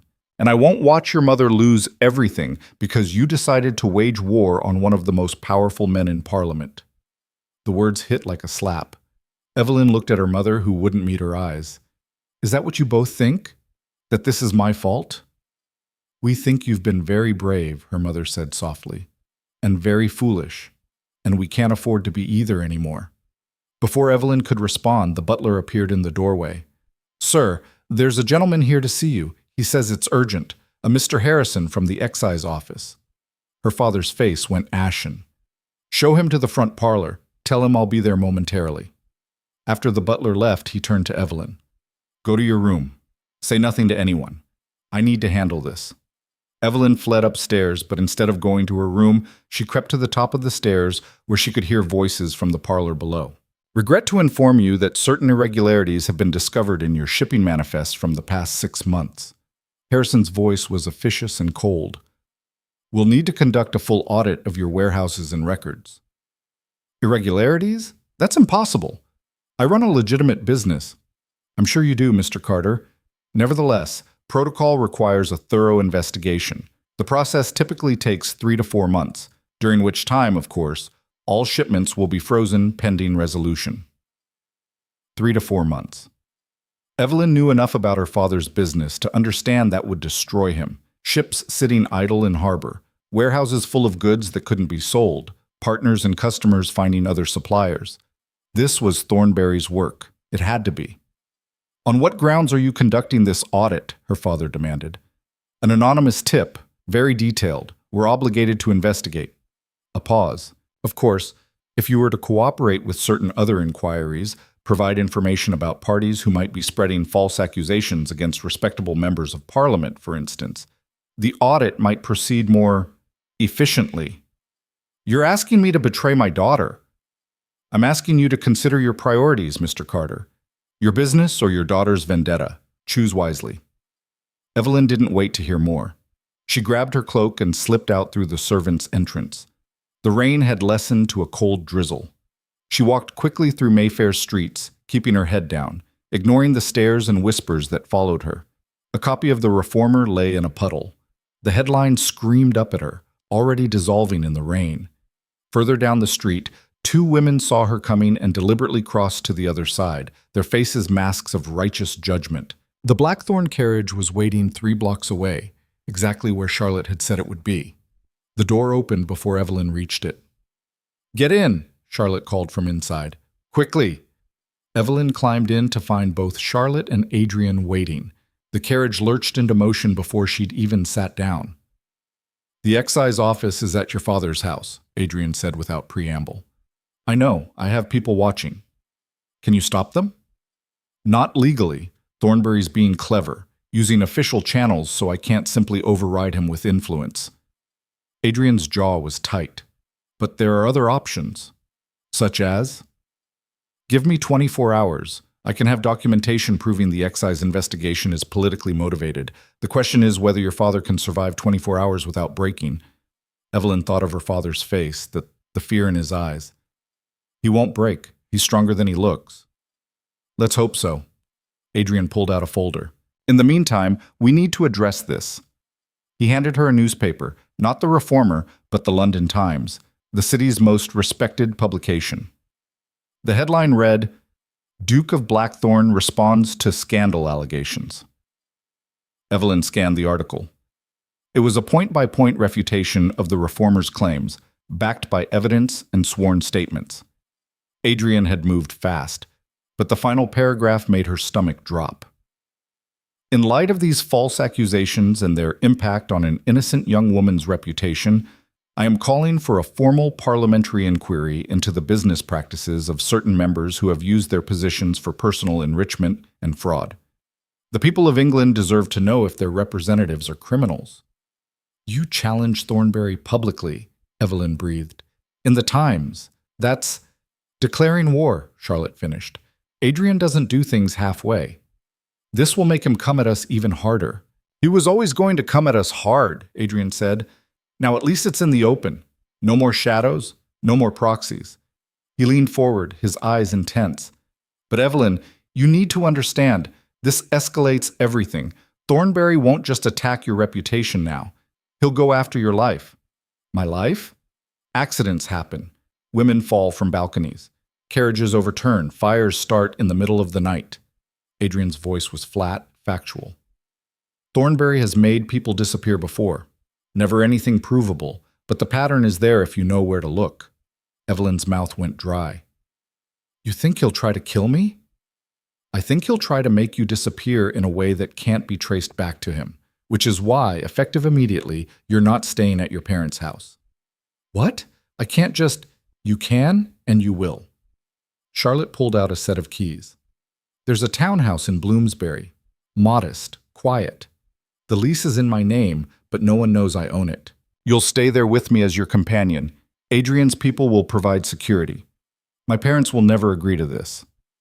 Your parents, Adrian said quietly, are about to have much bigger problems than where you're sleeping. The excise audit will expand. Thornbury will pressure the bank to foreclose early. Your father will need to focus on saving his business, not worrying about whether his daughter is safe. So I just abandon them? You remove yourself as a target. Right now, Thornbury's using you to control your father. If you're somewhere he can't reach, somewhere he can't threaten, your father has room to maneuver. The logic was sound, but it felt like running. Evelyn stared out the carriage window at the grey London streets. What about the inquiry you called for? The parliamentary investigation? It will happen. I have enough allies to force a vote. But it takes time. Weeks, maybe months. And in the meantime, we need to keep you alive. The carriage stopped in front of a narrow townhouse on a quiet street. Not fashionable, but respectable. The kind of place where a widow or impoverished gentlewoman might live quietly, bothering no one. Inside, the house was sparsely furnished but comfortable. 2 bedrooms upstairs, a small parlor and dining room on the ground floor, a kitchen in the basement. A middle-aged woman with steel gray hair waited in the parlor. This is Mrs. Brennan, Charlotte said. She'll manage the household. She's also extremely good with a pistol. Mrs. Brennan nodded crisply. Miss Carter, your room is ready. I've taken the liberty of having some of your things brought over from your parents' house. How did you… Adrian's efficient, Charlotte said with a slight smile. Sometimes frighteningly so. Adrian himself stood by the window, watching the street. You'll need to stay inside as much as possible. When you do go out, Mrs. Brennan or one of my men will accompany you. No exceptions. For how long? Until Thornbury's either arrested or neutralized. He turned from the window. I won't lie to you, Evelyn. This could take months, and it's going to get worse before it gets better. How much worse? As if in answer, a boy ran up to the door with a telegram. Mrs. Brennan signed for it and handed it to Adrian. His face darkened as he read. Your father's warehouses, he said quietly. They're on fire. The world tilted. Evelyn grabbed the back of a chair to steady herself. What? 3 separate fires started simultaneously at different locations. The fire brigade is responding, but he looked up, his eyes hard. Thornbury's sending a message. This is what happens when you fight back. Evelyn's mind raced. Her father's entire business was in those warehouses. 6 years of building inventory, establishing trade relationships, accumulating the wealth that had allowed them to rise into respectable society. All of it burning while she stood in a safe house miles away. I need to go to him. Adrian blocked her path. That's exactly what Thornbury wants. He burns the warehouses, you run to your father in a panic, and his men are waiting, an accident on the way, a tragic coincidence. I can't just hide here while my family loses everything. You can and you will. Because if you die, Thornbury wins. Your father can rebuild warehouses. He can't rebuild you. Evelyn jerked away from him, fury and helplessness warring in her chest. You said you could protect us. I said I could help you fight. I never said there wouldn't be casualties. Adrian's voice was gentler now. This is war, Evelyn. Real war. And in war, sometimes you have to sacrifice territory to protect the army. My father isn't territory. He's a person. A good person who's being destroyed because of me. Not because of you, because of Thornbury. Because of a corrupt system that protects men like him. Charlotte moved to Evelyn's side. Adrian's right. If you go running to your father now, you'll both end up dead. Is that what you want? The fight drained out of Evelyn. She sank into a chair, her hands shaking. No. Then trust us. Trust that we know what we're doing. Hours crawled by. Evelyn sat in the parlor while Charlotte tried to distract her with tea and conversation. Adrian left to coordinate his response to the warehouse fires. Mrs. Brennan moved through the house like a ghost, always present but never intrusive. As darkness fell, a messenger arrived with news. The fires were out, but the damage was catastrophic. 3 warehouses burned to the ground, inventory worth £30,000 destroyed. Her father was unharmed but financially ruined. The insurance companies are refusing to pay out, Adrian reported when he returned at midnight. They're claiming the fires were deliberately set, which voids the policies. It's Thornbury's work. He has people in the insurance industry. So my father has nothing. He has his reputation and his experience. He can rebuild. It will take years, but he can do it. Adrian sat across from her, exhaustion evident in the lines around his eyes. The question is whether you can live with that. Evelyn looked at him, this dangerous man who'd upended her life and dragged her into a war she hadn't asked for. Do I have a choice? Everyone has choices. You can walk away, issue a public apology, retract your accusations against Thomas, promise to stay silent about Thornbury. He might accept that. Might let your father rebuild in peace. You don't believe that. No. I think he'd destroy you both anyway, just more slowly. But the option exists. Evelyn stood and walked to the window. The street below was dark and empty. Somewhere out there, her father was surveying the ruins of his life's work. Her mother was probably crying, and Thomas Whitmore was celebrating his victory. What happens next? She asked quietly. Tomorrow, I'm calling in every favor I have. The parliamentary inquiry will move forward whether Thornbury likes it or not. But we need more than political pressure. We need proof of his crimes, proof so damning that even his allies will abandon him. Where do we get that proof? Adrian was silent for a long moment. When he spoke, his voice was careful. There's a man, former associate of Thornbury's. He helped with some of the fraud, then had a crisis of conscience and tried to back out. Thornbury ruined him. Last I heard, he was living in Southwark under an assumed name. Will he talk? Maybe. If he believes we can protect him. If he thinks his testimony will actually matter. Adrian met her eyes. But getting to him is dangerous. Southwark's not friendly territory, and if Thornbury gets word we're looking for his old associate, he'll move fast to silence him. Then we move faster. We? Adrian's eyebrow rose. You're staying here where it's safe. Safe. Evelyn laughed bitterly. There's no safe anymore. Thornbury burned down my father's warehouses. He'll find me eventually, no matter how well you hide me. She turned to face him fully. I want to help. I need to help. Because sitting here while everyone else fights my battles is killing me. It's too dangerous. Everything is dangerous now. At least this way I'm doing something. Adrian studied her for a long moment. Then, surprisingly, he smiled. A real smile that transformed his harsh features into something almost warm. You're either very brave or very stupid. I genuinely can't tell which. Charlotte said the same thing. My sister is usually right. He stood. All right, tomorrow night we go to Southwark. But you follow my lead exactly. If I say run, you run. If I say hide, you hide. Understood? Understood. Charlotte appeared in the doorway, still fully dressed despite the late hour. I'm coming too. Absolutely not.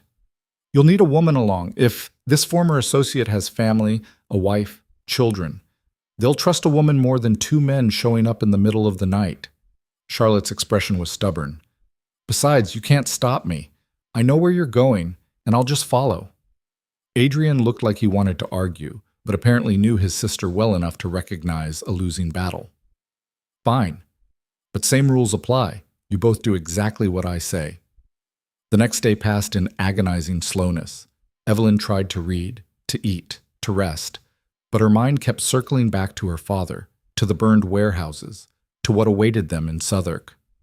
In the late afternoon, a letter arrived, delivered by one of Adrian's men, sealed with her father's signet ring.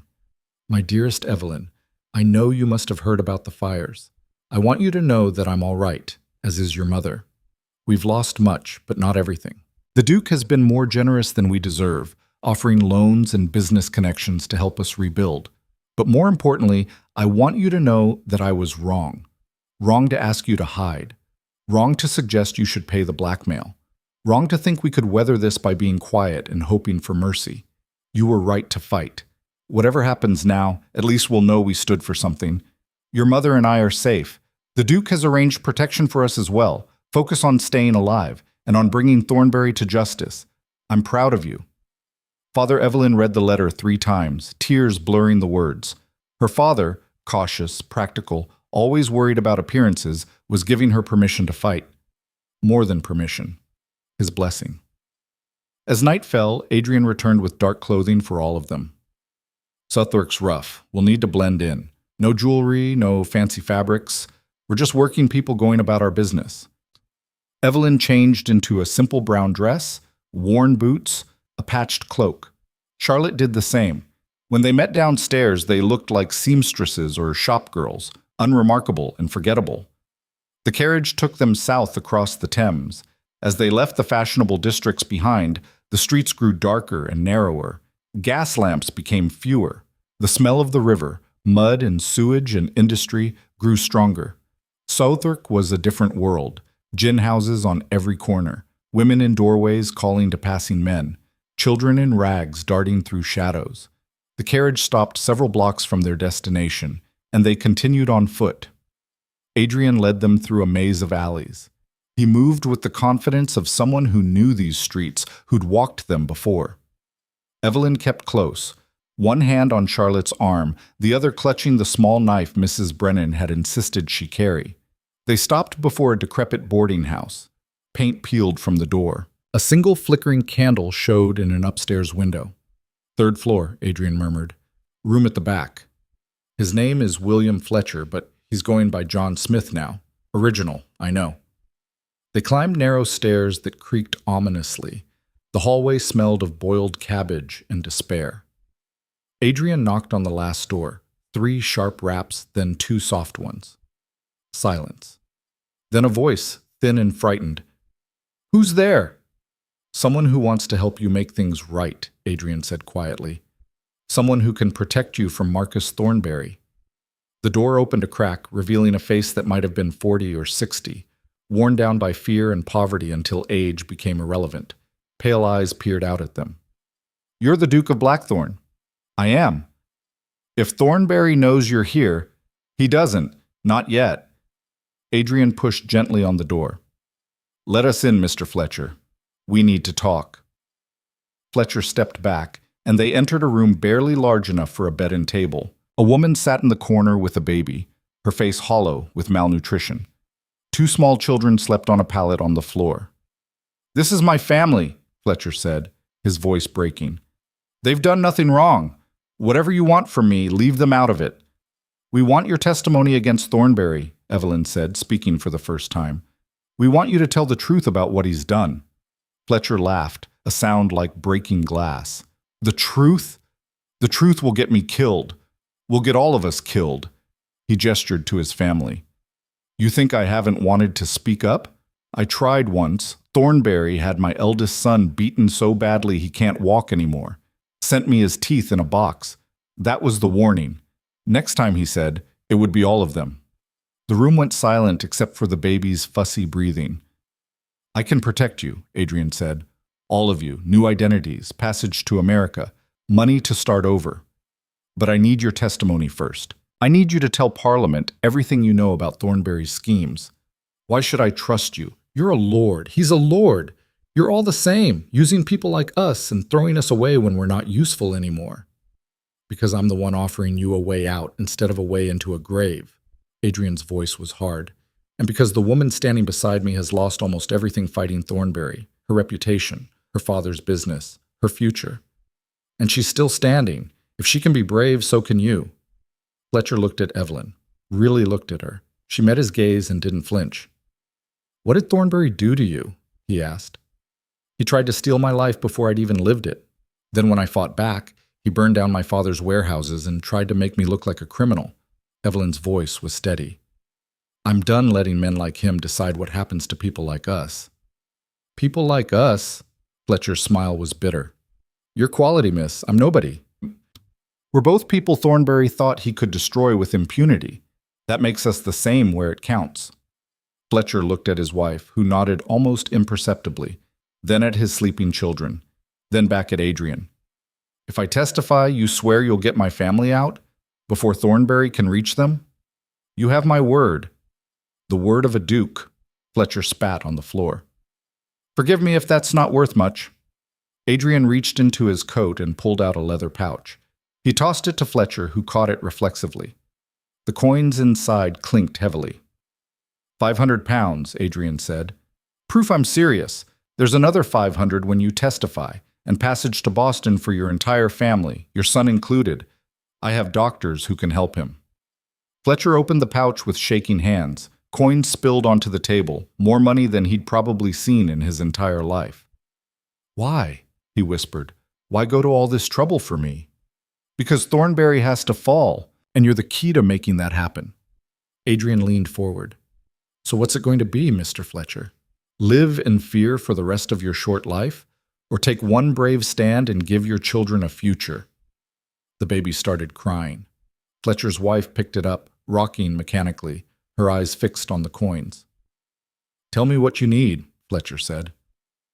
They left an hour later with Fletcher's sworn statement and a promise that he'd testify before Parliament when the time came. Adrian arranged for his family to be moved to a safe house the next morning. The walk back through Southwark streets should have felt triumphant. They had the witness they needed, but Evelyn couldn't shake the image of Fletcher's face. The fear, the resignation, the desperate hope that maybe this time would be different. They were 2 blocks from the carriage when the attack came. 4 men materialized from the shadows, moving with the practiced efficiency of professional thugs. Adrian shoved Evelyn and Charlotte into a doorway and drew a pistol from his coat in one smooth motion. Run, he ordered. But more men appeared, blocking the alley behind them. 6 in total, all armed, all focused on their targets with the calm of people who'd done this before. Duke Blackthorne, one of them said, his voice mockingly polite. Lord Thornberry sends his regards. Tell Thornberry he'll need more than 6 thugs to frighten me. Oh, we're not here to frighten you, Your Grace. We're here for the girl. 2 of them lunged at Charlotte. She ducked and drove her elbow into one man's throat with surprising violence, but the second grabbed her from behind. Adrian's pistol barked, deafeningly loud in the confined space. The man holding Charlotte dropped with a scream, clutching his leg. Adrian was already moving, using the pistol's weight as a club against the next attacker. But 6 against 1 was impossible odds, even for Adrian Blackthorne. Evelyn saw it happening as if in slow motion. More men pouring into the alley, separating Adrian from her and Charlotte, driving him back. She fumbled for the knife in her pocket, but her hands were shaking too badly. Then Charlotte grabbed her arm. The roof! Now!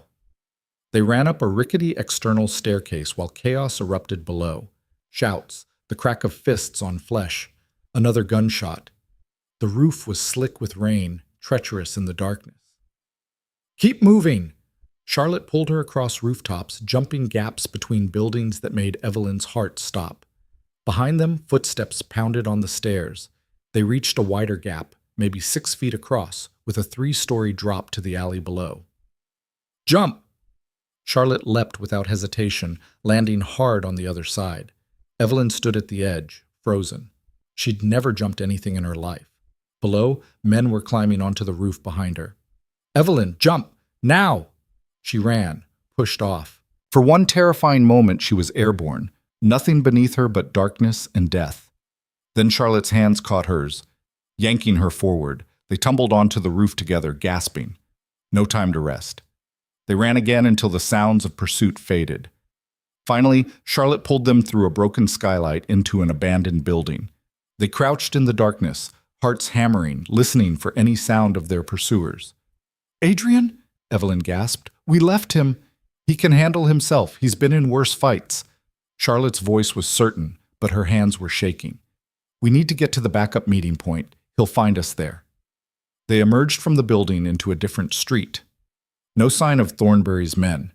They walked quickly, trying to look normal despite their heaving breath and mud-stained clothes. The backup meeting point was a coffeehouse near the bridge. They slipped in through the back, and Evelyn's legs nearly gave out with relief when she saw Adrian already there. He was bleeding from a cut above his eye, his coat torn, his knuckles raw. But he was alive. 6 men, he said grimly. There were supposed to be 6. By the time I finished with them, there were 8. Thornberry had reinforcements waiting. He knew we were coming, Charlotte said. He knew we'd go looking for Fletcher eventually. He's been watching the boarding house, waiting for us to make contact. Adrian's jaw tightened, which means Fletcher's in danger. We need to move his family tonight. What about the statement he gave us? Adrian patted his coat. Safe, but useless if he's dead before he can testify. They took a different carriage back across the river, one Adrian had arranged earlier. The driver asked no questions about their appearance or the late hour. As they approached Bloomsbury, Evelyn finally allowed herself to breathe. They'd done it. They had the testimony they needed. Fletcher would be safe. This was progress. Then she saw the smoke. The townhouse, their safe house, was on fire. Flames poured from the upper windows. A crowd had gathered in the street. The fire brigade was trying to contain the blaze, but it was clearly too late to save the building. Mrs. Brennan, Charlotte whispered. They abandoned the carriage and pushed through the crowd. Adrian grabbed a fireman. Was anyone inside? Don't know, sir. Building was supposed to be empty, but a woman's scream cut through the night. Mrs. Brennan stumbled from the burning doorway, her dress smoking, her face blackened with soot. 2 firemen caught her before she collapsed. Miss Carter, she gasped. They came for Miss Carter. I told them she wasn't here, but they didn't believe me. They set the fire to flush her out. Evelyn felt the world tilt. If she'd been inside, if they'd come back even an hour earlier. Who were they? Adrian demanded. Didn't give names, but one of them... Mrs. Brennan coughed violently. One of them said to tell you Lord Thornberry was done playing games. Next time, no warnings. The fire roared higher, consuming the building where Evelyn had thought herself safe. The crowd pressed closer, excited by the spectacle, and somewhere in the darkness, Thornberry's men were watching. Evelyn looked at the burning building, then at Adrian's grim face, then at Charlotte's frightened eyes. They'd won a small victory tonight with Fletcher's testimony, but they'd also learned the full extent of what they were facing. Thornberry wasn't going to wait for parliamentary inquiries or legal battles. He was going to end this his way. With fire, with violence, with death. And the only question that mattered now was whether they could stop him before he succeeded. The carriage didn't stop. Adrian pulled Evelyn and Charlotte away from the burning townhouse before anyone in the crowd could recognize them, before Thornberry's watchers could confirm their target had survived. Where are we going? Evelyn asked as they rattled through dark streets. Somewhere he won't think to look. Adrian's face was granite in the flickering light from passing street lamps. Somewhere we can regroup without being burned alive. They ended up at a coaching inn on the western edge of London. the kind of place where travelers came and went without notice. Adrian secured 2 rooms under false names while Charlotte helped Mrs. Brennan, who was still coughing from smoke inhalation. In the small, shabby room upstairs, Evelyn finally allowed herself to shake. She sat on the edge of the narrow bed, her hands trembling so badly she had to clench them together. "He tried to kill me," she whispered. "Not threaten, not frighten, actually kill me." Charlotte sat beside her, her own hands not quite steady. "Welcome to war with Marcus Thornbury. He doesn't believe in half measures." "We need to move faster," Adrian said from the window, where he stood watching the street below. "Fletcher's testimony is valuable, but it takes time to arrange a parliamentary inquiry. Time we don't have." "Then what do we do?" Evelyn's voice cracked. "Hide until he finds us again? Run until he catches us? I can't live like this." "No." Adrian turned from the window, and something in his expression had shifted, not softer, but sharper, focused. "We stop playing defense. We attack." "Attack how? You said yourself he's too powerful to defeat through normal channels, but there's nothing normal about this situation anymore." Adrian pulled a chair close and sat, leaning forward with his elbows on his knees. "Thornbury's power comes from 2 sources, his political connections and his reputation. We can't touch his political connections directly, but his reputation? That's vulnerable." "The reformer already destroyed mine," Evelyn said bitterly. "How do we destroy his?" "Not through newspapers, through society." Charlotte's eyes lit up with understanding. "The season ends in 3 weeks. Lady Ashworth's final ball is the most important social event of the year. Everyone who matters will be there." "Including Thornbury," Adrian said. "He never misses it. Uses it to solidify alliances, make backroom deals, show off his influence." Evelyn shook her head. "I'm not invited to Lady Ashworth's ball. I'm not invited anywhere anymore." "You will be." Adrian's smile was cold. "Because you're going to give London society exactly what it wants, a scandal so spectacular they can't resist." "Another scandal? Haven't I had enough?" "Not that kind of scandal. A triumph. A vindication." He stood and began pacing, the way he did when his mind was working. "Right now, society believes you're either a victim or a schemer. Both roles diminish you. But what if you proved you were neither? What if you walked into that ballroom on my arm with evidence of Thornbury's crimes and destroyed him in front of everyone who matters?" He'd never allow it. He'd have me thrown out. Or worse. He couldn't, not without exposing himself. Adrian stopped pacing. "Lady Ashworth's ball has rules. Ancient, sacred rules of hospitality. Once you're inside, you're protected by the host's honor. Thornbury couldn't touch you without insulting Lady Ashworth, and she's more powerful than he is in society. Her late husband was the king's closest friend." Charlotte grabbed Evelyn's hand. "It's perfect, public, undeniable. If you expose Thornbury at Lady Ashworth's ball, with witnesses and evidence, his reputation collapses. And without his reputation, his political allies will abandon him." "But how do I get invited? Lady Ashworth hates me. She was one of the first to withdraw her invitation after the wedding." Adrian's smile widened. "Leave that to me." The next 3 days were a blur of preparation. Adrian moved them between safe houses every night, never staying in one place long enough for Thornbury's people to track them. During the day, he worked his network of contacts with ruthless efficiency. William Fletcher and his family were smuggled out of London on a merchant ship bound for Dover, then on to France, where they'd wait for passage to America. Before he left, Fletcher signed a sworn affidavit detailing every crime he'd witnessed Thornbury commit: fraud, extortion, bribery, assault. It was damning testimony, but it needed to be presented right. "Fletcher's word alone won't be enough," Adrian explained as they reviewed the documents. "He's a ruined man with nothing to lose. Thornbury's lawyers will tear him apart. We need corroboration, multiple sources, physical evidence." "Like what?" "Account books showing money transfers, letters proving conspiracy, witnesses who saw Thornbury's men commit violence." Adrian tapped the papers. "I have people gathering evidence now, but it needs to be organized, presented correctly. One wrong step and Thornbury's lawyers will get everything thrown out of court." Evelyn spent her days helping compile evidence, cross-referencing dates and amounts, building a timeline of Thornbury's crimes that stretched back 15 years. The scale of it was staggering. He hadn't just defrauded a few families. He'd created an entire network of corruption, using his position in Parliament to enrich himself and his associates while destroying anyone who threatened to expose him. "Why hasn't anyone stopped him before?" Evelyn asked Charlotte one afternoon as they sorted through yet another stack of incriminating letters. "Because everyone who tried ended up dead, ruined, or discredited." Charlotte's voice was matter-of-fact. "Thornbury's very good at making examples. After a while, people learn not to challenge him. But we're challenging him. We're different. Adrian's too powerful to destroy easily.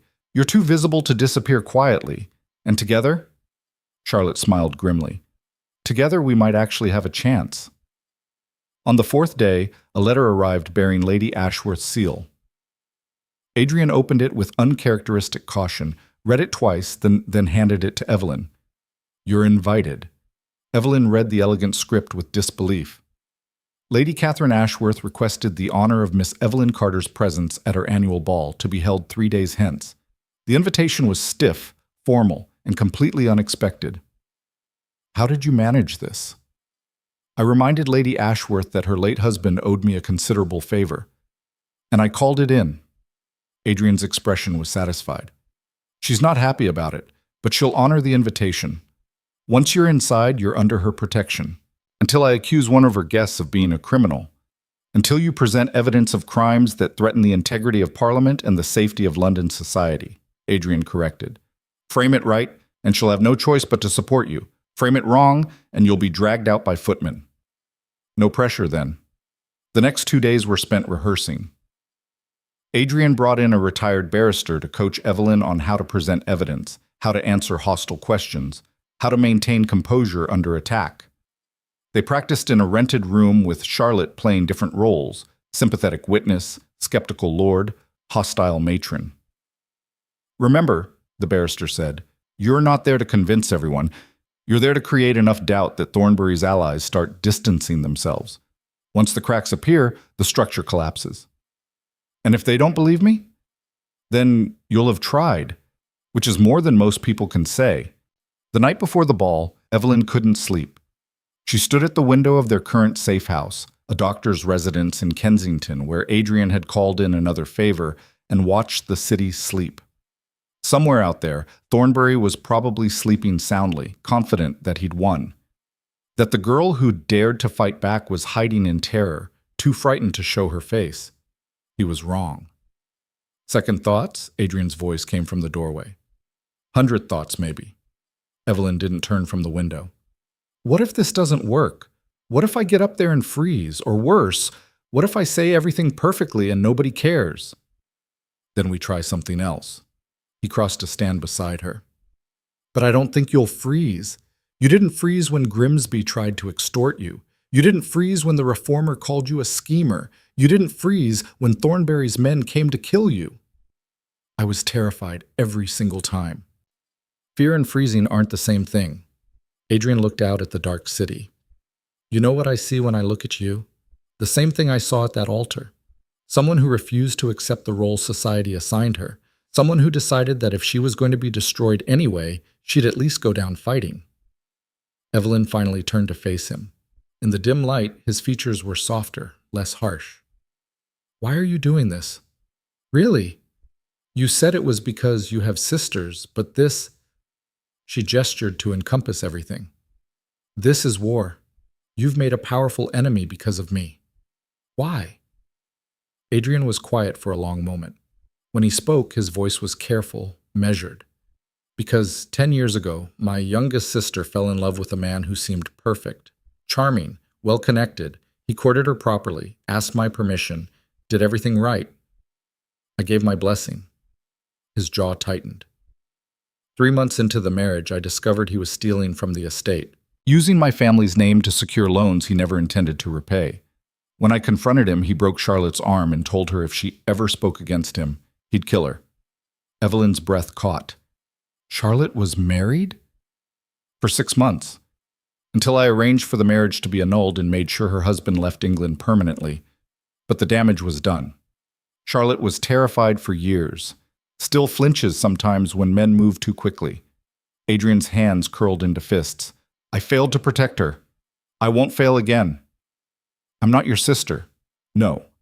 But you're someone's daughter, someone's friend, someone who deserves better than to be used and discarded. He met her eyes. And maybe part of me needs to prove that not every woman who fights back gets destroyed. The honesty in his voice made Evelyn's chest ache. She'd thought of Adrian Blackthorne as a weapon, a tool she was using to fight Thornberry. But he was a person with his own scars, his own reasons for fighting. Thank you, she said quietly, for everything. Thank me after tomorrow night, if we survive. The day of the ball dawned clear and cold. Evelyn spent the morning with Charlotte, who insisted on personally overseeing every detail of Evelyn's appearance. You need to look perfect, Charlotte said, lacing Evelyn into a gown of midnight blue silk that made her skin glow. Not fashionable, not pretty, perfect. Because every eye in that ballroom will be on you, judging, calculating, waiting for you to fail. You're very good at pep talks. I'm good at reality. The dress is a weapon, the jewelry is armor, your posture, your expression, every gesture, it all matters. Charlotte stepped back to examine her work. You're walking into battle. Dress like it. The gown was exquisite, borrowed from one of Charlotte's friends who was conveniently out of the country. Sapphires at Evelyn's throat and ears. Real ones, borrowed from Adrian's family vault. Her hair dressed in an elaborate style that took 2 hours and 3 maids to achieve. When Evelyn looked in the mirror, she barely recognized herself. This woman looked powerful, untouchable, nothing like the terrified girl who'd stood at the altar 3 weeks ago. Perfect, Charlotte breathed. Now, remember, chin up, shoulders back, and smile like you're about to ruin someone's life. I am about to ruin someone's life. Then this should be easy. They arrived at Lady Ashworth's mansion fashionably late. The ball was already in full swing, the entrance hall blazing with candlelight and crowded with London's elite. Evelyn's hand tightened on Adrian's arm as they climbed the steps. Breathe, he murmured. You belong here. Remember that. The butler announced them. His Grace, the Duke of Blackthorne. Miss Charlotte Blackthorne. Miss Evelyn Carter. Conversation didn't stop, but it stuttered. Heads turned. Fans fluttered faster. Whispers spread like ripples in a pond. Evelyn felt hundreds of eyes tracking her progress across the floor. Lady Ashworth stood at the far end of the ballroom, her face frozen in an expression of polite horror. She'd honored the invitation, but she clearly regretted it. Miss Carter, Lady Ashworth said icily as they approached. What a surprise! Thank you for your gracious invitation, my lady. Evelyn curtsied perfectly, years of deportment lessons finally proving useful. I'm honored to be here. Yes, well, Lady Ashworth's eyes darted to Adrian. I trust you'll conduct yourself appropriately, Your Grace? Always, my lady. Adrian's smile could have cut glass. Miss Carter has some information to share that I believe your guests will find most illuminating. Information? Lady Ashworth's voice rose slightly. Your Grace, this is a ball, not a gathering of the most influential people in London. Exactly where important information should be shared. Adrian's tone allowed no argument. Don't worry, my lady. We'll be brief. He guided Evelyn toward the center of the ballroom. Charlotte disappeared into the crowd, taking up a position near the orchestra where she could signal them if needed. Evelyn scanned the room, looking for Thornberry. There, near the refreshment table, surrounded by a cluster of well-dressed men who hung on his every word. He was laughing at something, completely at ease in his element. Then he saw her. The laughter died. His face went rigid with shock, then fury. He said something sharp to his companions and started across the floor toward her. He's coming, Evelyn whispered. Good. Let him. Adrian raised his hand, signaling the orchestra. The music stopped with a discordant crash. 300 guests fell silent. Ladies and gentlemen, Adrian's voice carried effortlessly across the ballroom. I apologize for the interruption, but I have information that affects the safety and integrity of everyone in this room. Information about criminal activities being conducted by a member of Parliament. The silence deepened. This was it. No going back. Thornbury pushed through the crowd, his face purple with rage. Blackthorne, you go too far. This is a social event, not a courtroom. You have no right to I have every right to warn my peers about a predator in their midst. Adrian's voice was ice. Unless you'd prefer I remain silent, Lord Thornbury, allow you to continue defrauding families and destroying lives? How dare you? Thornbury turned to the crowd. This is slander, a desperate attempt by a disgraced girl and her protector to salvage their reputations by attacking mine. Is it slander to present evidence? Evelyn stepped forward, her voice surprisingly steady. Is it slander to share sworn testimony from witnesses? To show financial records proving fraud? What witnesses? What records? Thornbury's smile was confident. You have nothing but lies and desperation. I have William Fletcher's testimony. Evelyn pulled the folded affidavit from her reticule. Your former associate, the man you used to defraud investors for 15 years.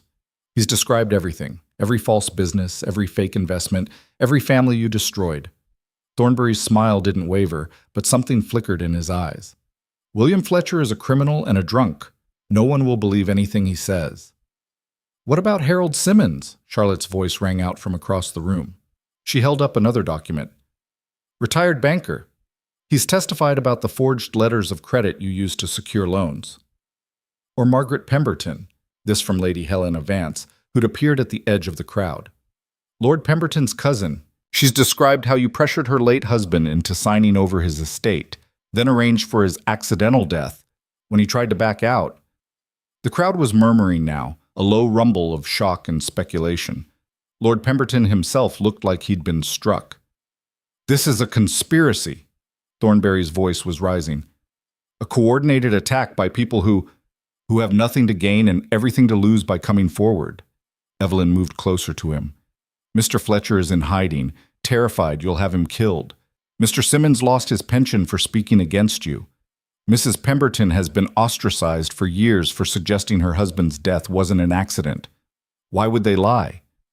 Because Blackthorne is paying them. This is all an elaborate scheme to what? Adrian's voice cut through Thornbury's bluster. To what end would I orchestrate this, Lord Thornbury? I have more wealth and power than you could imagine. What possible reason would I have to fabricate evidence against you? Because she asked you to, Thornbury pointed at Evelyn. The Carter girl, bitter about her failed engagement, convinced you to help her seek revenge against Thomas Whitmore. And when you couldn't destroy Thomas, you turned on me instead. Thomas Whitmore fled the country to escape his debts, Evelyn said clearly. Debts that include a promissory note for 70% of my dowry, payable to you, Lord Thornbury. The crowd gasped. Several people pressed closer, hungry for details. That's a lie. Is it? Evelyn pulled out another document, the original promissory note. This is Thomas's signature, this is the amount, and this, she pointed to the recipient's name. This is you. Thornbury lunged for the paper, but Adrian caught his wrist with crushing force.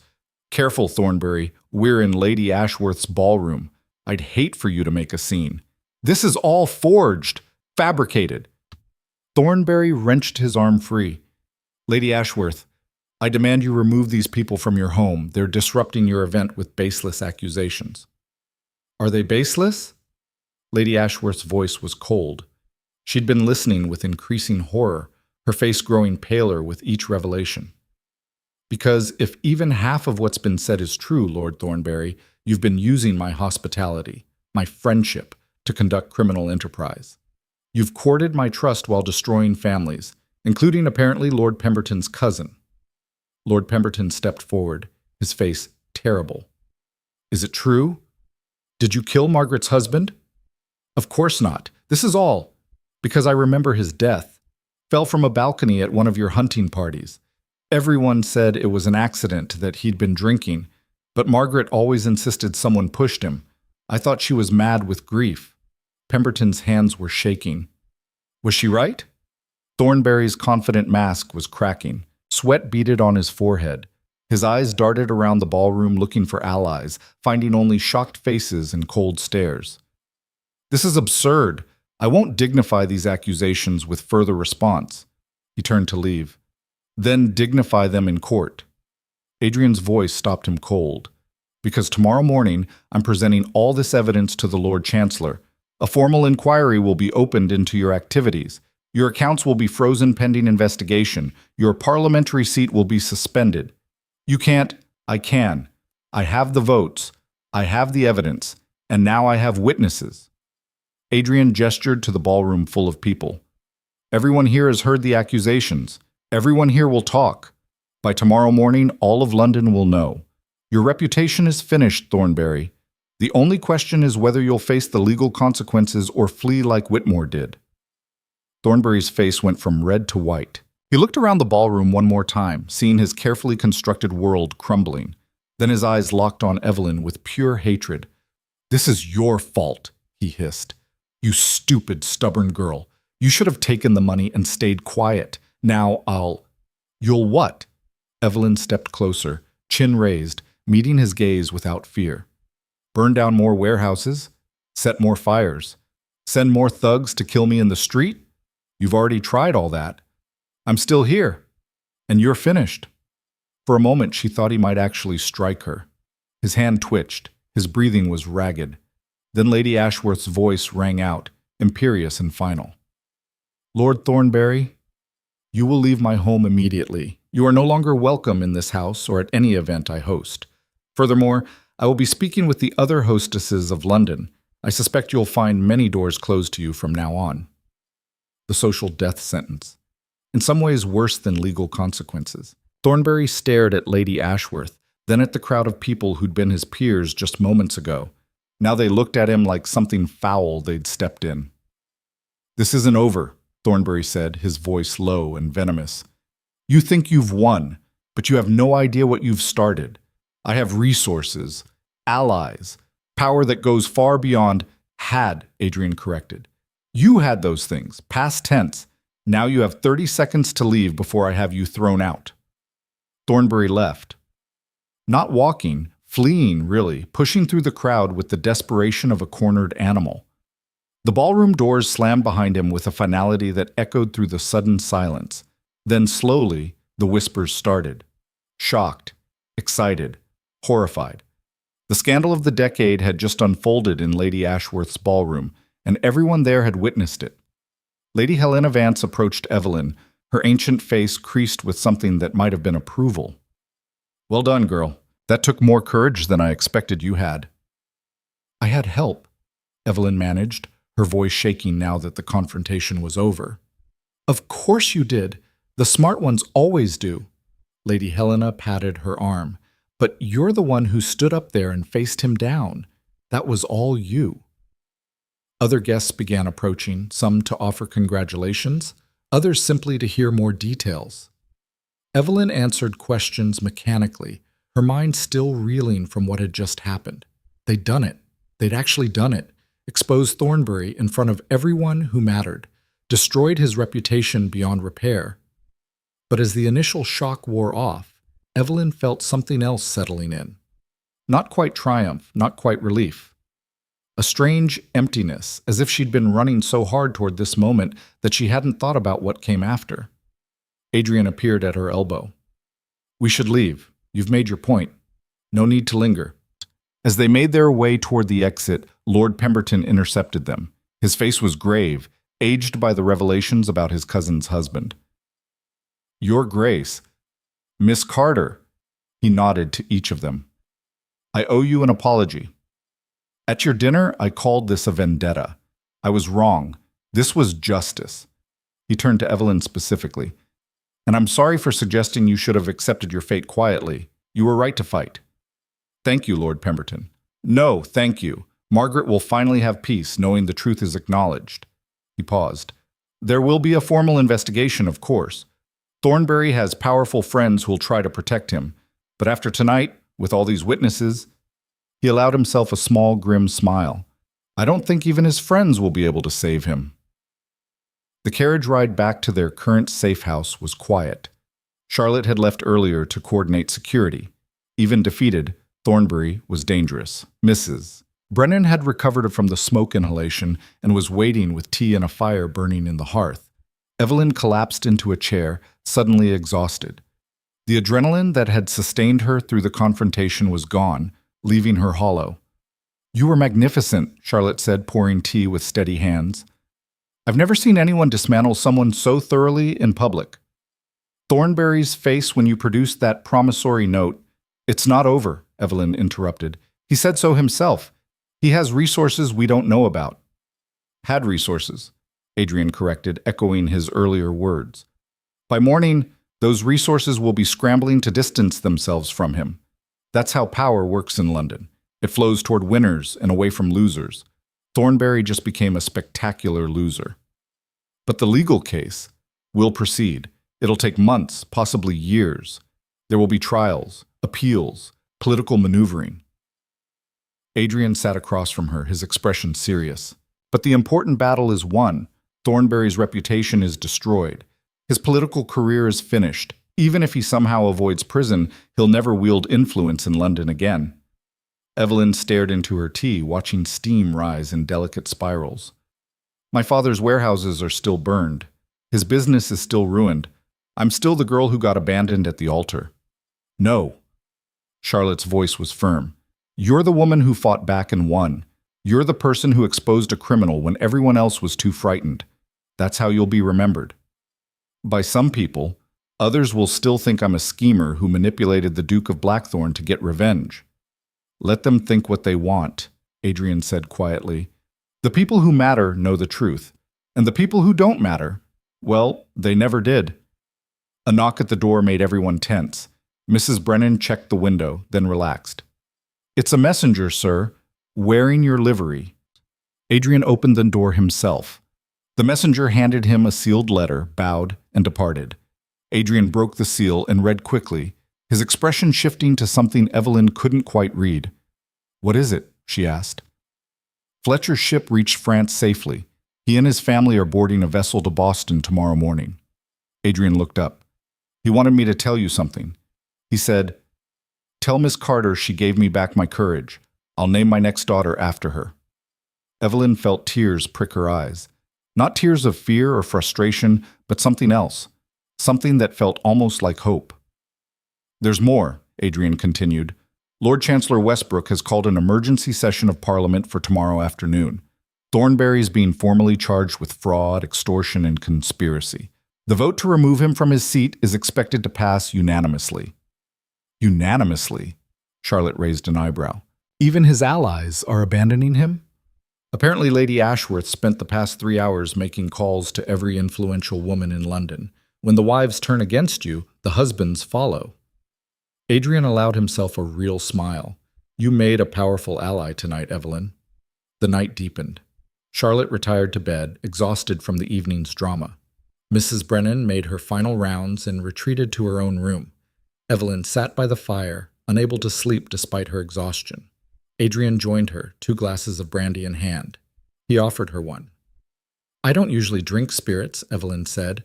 "You don't usually destroy corrupt lords in front of half of London, either. Tonight seems like a good time for exceptions." She took the glass. The brandy burned going down, but it was a clean burn, purifying. "What happens now?" she asked quietly. "Now? The legal process runs its course. Thornberry will likely be convicted and imprisoned.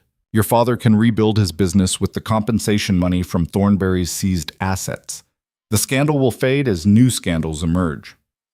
Adrian stared into the fire. "Life continues. And me? You?" He looked at her. "You get to decide. That's the point of all this. You fought for the right to choose your own path instead of having it chosen for you." "I don't know what path I want. You have time to figure it out." Adrian's voice was gentle. "For now, you're safe, you're vindicated, and you've proven that you're not someone who can be destroyed easily." Evelyn thought about that. 3 weeks ago, she'd stood at an altar, abandoned and humiliated. Tonight, she'd stood in a ballroom and destroyed the man who'd tried to destroy her. The girl at the altar felt like a different person, someone younger, more naive, more willing to accept that her role was to smile and be grateful and never fight back. That girl was gone.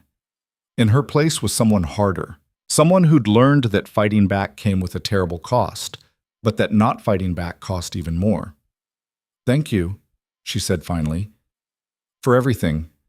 For believing me, for helping me, for treating you like a person capable of fighting instead of a victim who needed saving? Adrian smiled. You're welcome. Though I suspect you would have found a way to fight even without my help. You're that kind of stubborn. Is that a compliment? The highest one I can give. They sat in comfortable silence, watching the fire burn low.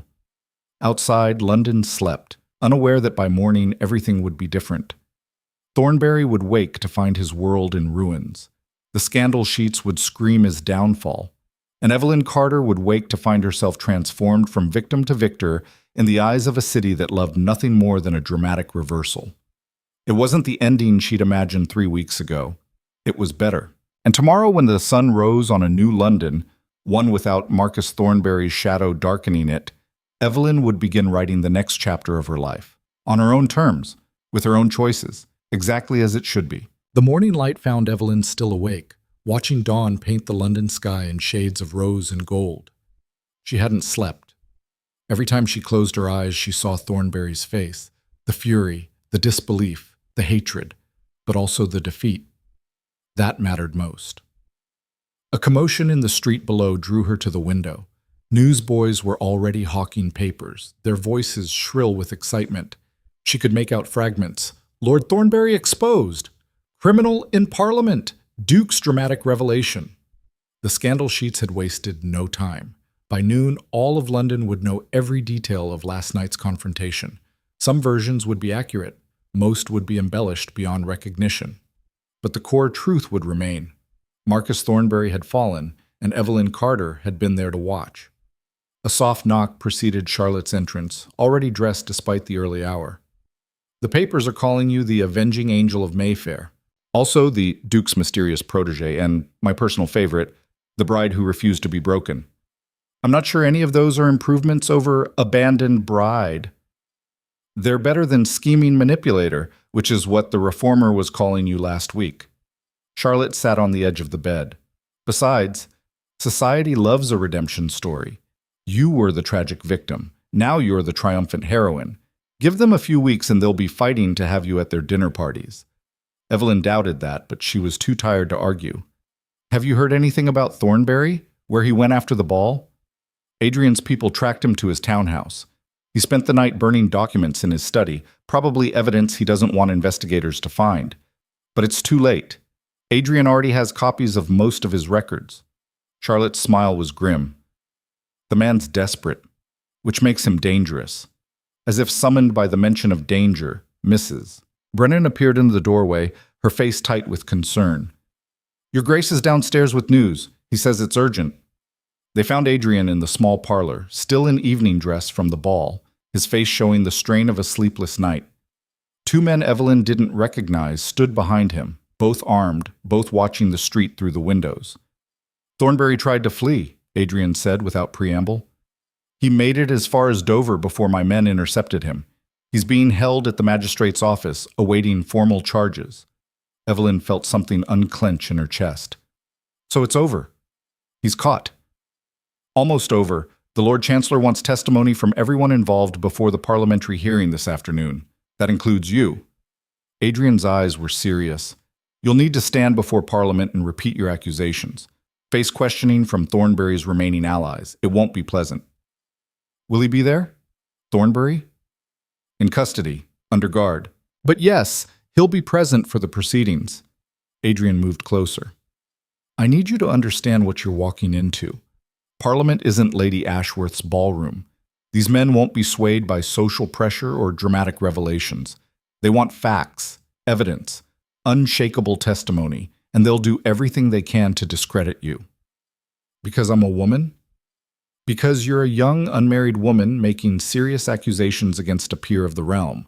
They'll question your character, your motives, your sanity. They'll suggest you're lying to protect your own reputation or acting under my influence. His jaw tightened. It will be brutal. Charlotte stood. Then we'd better make sure she's prepared. The next hours were a blur of coaching and preparation. The same barrister from before returned, drilling Evelyn on how to answer hostile questions, how to maintain composure under attack, how to present evidence without appearing emotional or vindictive. Stick to facts, he repeated for the dozenth time. No speculation, no assumptions. If you don't know something, say so. Better to appear cautious than to give them ammunition to call you unreliable. They practiced until Evelyn's head ached and her voice went hoarse. Finally, the barrister stepped back, his expression cautiously optimistic. You're as ready as you'll ever be. Remember, they'll try to rattle you. Don't let them. Answer the question asked, nothing more. And for heaven's sake, don't let them see you cry. Why does everyone keep saying that? Because tears make you look weak or manipulative. Either way, you lose. He gathered his papers. You need to be a stone wall, unshakable. Give them nothing to work with. At 2 o'clock, they departed for Westminster. The carriage ride was silent, tension thick enough to cut. Charlotte held Evelyn's hand, her grip firm and reassuring. Adrian sat across from them, his face carved from granite, already planning strategies and counterattacks. The crowd outside Parliament was massive. Word had spread about the emergency session. People pressed against barriers, shouting questions, waving newspapers. Evelyn caught glimpses of headlines. Lord Thornbury to face justice. Duke Blackthorn exposes corruption. The girl who brought down a lord. Inside, the Parliament chamber was packed, every seat filled with lords and members, their faces ranging from curious to hostile. The gallery above held spectators, journalists, witnesses, society figures who'd wrangled invitations to watch the spectacle. Evelyn was led to a witness chair facing the assembled Parliament. Adrian took a seat in the front row where she could see him. Charlotte disappeared into the gallery with Lady Helena and several other women who'd come to show support.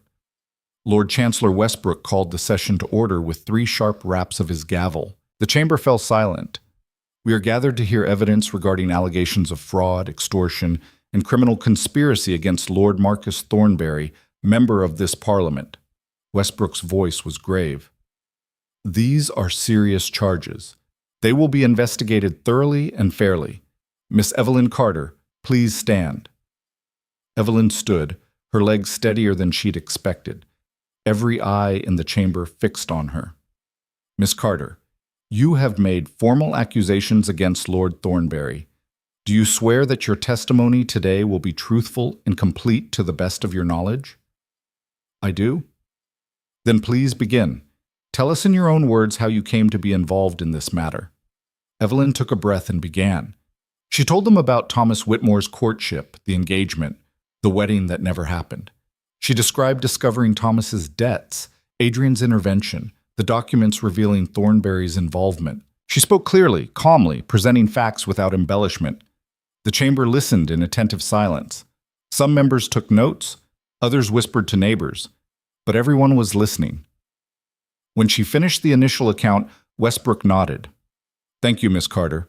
Now we'll hear questions from members of this body. Lord Thornbury's counsel will have an opportunity to cross-examine. The questioning began. Most members asked straightforward questions about dates, amounts, specific incidents. Evelyn answered each one carefully, referring to documents when needed, admitting when she didn't know something. Then Lord Ashford stood, Lady Catherine's husband, and one of Thornbury's known allies. Miss Carter, you claim my colleague Lord Thornbury orchestrated an elaborate scheme to defraud your family, yet you offer no direct proof of his involvement, only circumstantial evidence and the testimony of disgraced associates. His voice dripped condescension. Isn't it more likely that Thomas Whitmore acted alone, and you've manufactured this conspiracy to explain away your own humiliation? No, my lord. No? Just no? You have nothing else to say in defense of these wild accusations? I have the promissory note bearing Thomas Whitmore's signature, promising 70% of my dowry to Lord Thornbury. I have letters from Thornbury to Whitmore discussing the Carter opportunity. I have testimony from William Fletcher, Harold Simmons, and Margaret Pemberton describing similar schemes orchestrated by Thornbury over 15 years. Evelyn's voice remained level. That's not circumstantial evidence. That's a pattern of criminal behavior. Fletcher is a drunk. Simmons was fired for incompetence. Mrs. Pemberton is a bitter widow with an axe to grind. These are not credible witnesses. They're credible enough that Lord Pemberton himself acknowledged his cousin's claims last night at Lady Ashworth's ball. Evelyn met Ashford's gaze directly. In front of 300 witnesses, including you, Lord Ashford. A ripple of laughter ran through the chamber. Ashford's face reddened. You have a quick tongue, Miss Carter, but quick tongues often speak falsehoods. How do we know the Duke of Blackthorn didn't simply pay these people to support your accusations? How do we know you haven't been his pawn in some political game we don't yet understand? Before Evelyn could respond, Adrian stood. My Lord Chancellor, may I address that question? Westbrook nodded. The Duke of Blackthorn may speak. Adrian turned to face the chamber, his presence commanding immediate attention. Lord Ashford questions my motives in supporting Miss Carter. Allow me to clarify. I have no political agenda regarding Lord Thornbury. I have no business disputes with him. I have nothing to gain from his downfall except the satisfaction of seeing a criminal brought to justice. Very noble, Your Grace, Ashford sneered. But you've made Miss Carter your ward, have you not? Installed her in your properties, provided for her expenses, appeared with her in public. One might suggest your relationship is less than proper. The chamber erupted with murmurs. Evelyn felt her face heat. This was exactly what she'd feared, her reputation being used as a weapon. Lord Ashford, Adrian's voice cut through the noise like a blade. Are you suggesting that I would orchestrate an elaborate frame-up of a member of Parliament because of an improper relationship with a woman I met 3 weeks ago? That I would risk my own reputation, my political standing, my family's honor for such a purpose? I'm suggesting that young women have been known to influence powerful men in unexpected ways. Then you're suggesting I'm a fool, which is your right, but it doesn't change the evidence. Adrian gestured to the table stacked with documents. Everything Miss Carter has claimed can be verified independently. The promissory note exists. The letters exist. The financial records exist. You can question the witnesses' characters all you like, but their testimony is corroborated by physical evidence, evidence that Lord Thornbury himself has not denied. All eyes turned to where Thornbury sat between two guards. He'd been silent throughout the proceedings, his face ashen, his hands clenched on the arms of his chair. Now, with hundreds of eyes on him, he seemed to shrink. Lord Thornbury, Westbrook said quietly, this is your opportunity to respond to these allegations. Do you deny that you conspired with Thomas Whitmore to defraud the Carter family? Silence stretched. Thornbury's mouth opened, closed, opened again. The situation is more complex than Miss Carter understands. Business arrangements that she's misinterpreting as, do you deny it? Westbrook's voice was sharp. More silence. Then so quietly it was almost inaudible. No. The chamber exploded. Shouts, exclamations, the gavel banging repeatedly for order. Evelyn felt the world tilt. He'd admitted it. In front of Parliament, in front of witnesses, he'd confessed. Westbrook restored order with difficulty. Lord Thornbury, you admit to conspiring to defraud the Carter family? I admit to a business arrangement with Thomas Whitmore that may have been poorly executed. Thornbury's voice was gaining strength, desperation making him bold. But I'm not the monster she's painted me as. I'm a businessman who made some questionable decisions. That's not criminal conspiracy. What about the warehouse fires? Evelyn heard herself ask, surprised by her own voice. Miss Carter, you're not permitted to, but Westbrook began. What about my father's warehouses that burned 3 days ago? Were those a questionable business decision? What about the men who attacked us in Southwark? The fire set at my safe house? Evelyn was standing now, though she didn't remember rising. Are those just business arrangements too? I had nothing to do with any fires. Thornbury was on his feet as well, guards grabbing his arms. You can't prove We have witnesses who saw your men at the warehouse district. Adrian's voice was cold. We have testimony from the arsonist you hired. He was arrested trying to leave the country yesterday. He's very eager to testify in exchange for a reduced sentence. Thornbury's face went white. You're lying. You have I have his signed confession. Adrian pulled a document from his coat. Shall I read it aloud? He describes in great detail how you paid him £500 to burn the Carter warehouses. How you promised him another 1,000 if he could arrange for Miss Carter to die in a tragic accident. How you... Enough! Thornbury's shout echoed through the chamber. Enough! You've won!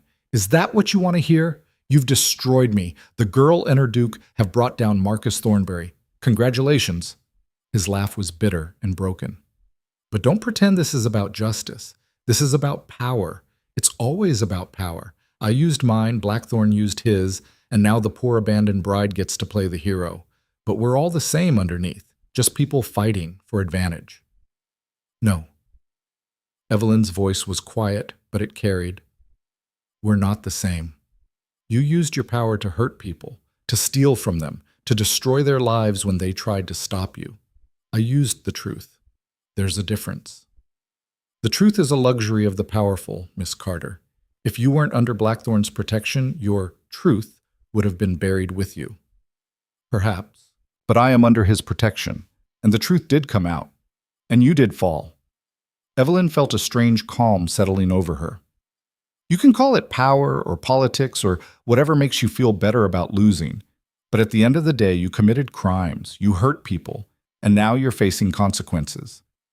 That's justice. Thornbury stared at her with something that might have been respect mixed with his hatred. You really believe that, don't you? That you're the hero of this story? I don't think I'm a hero. I think I'm someone who refused to be a victim. There's a difference. Westbrook's gavel cracked down. That's enough. Lord Thornbury, based on your own admission of guilt, combined with the evidence presented by the Duke of Blackthorn and Miss Carter, I am recommending that you be formally charged with fraud, conspiracy, arson, and attempted murder. You will be held in custody pending trial. Furthermore, this body will vote on your immediate expulsion from Parliament. The vote was swift and unanimous. Within 15 minutes, Marcus Thornbury was no longer a member of Parliament. He was led away by guards, his shoulders slumped, his face empty. As he passed Evelyn's chair, he paused. I hope it was worth it, he said quietly. Everything you've sacrificed, everything you've lost. I hope destroying me was worth becoming exactly what they said you were. What did they say I was? A woman who forgot her place. Evelyn smiled. I didn't forget my place. I realized my place was wherever I decided to put myself, not where you or Thomas or anyone else tried to push me. Thornbury's face twisted with something unreadable. Then he was gone, dragged away to a future that held only trials and prison and ruin. The chamber erupted with conversation as members began filing out. Several stopped to speak with Adrian, offering congratulations or asking questions. A few even approached Evelyn, their expressions ranging from grudging respect to open admiration. Lord Pemberton was one of the last to approach. His eyes were red-rimmed, but his voice was steady. Thank you, Miss Carter, for Margaret, for all of us who were too afraid to speak up. You've done this city a service.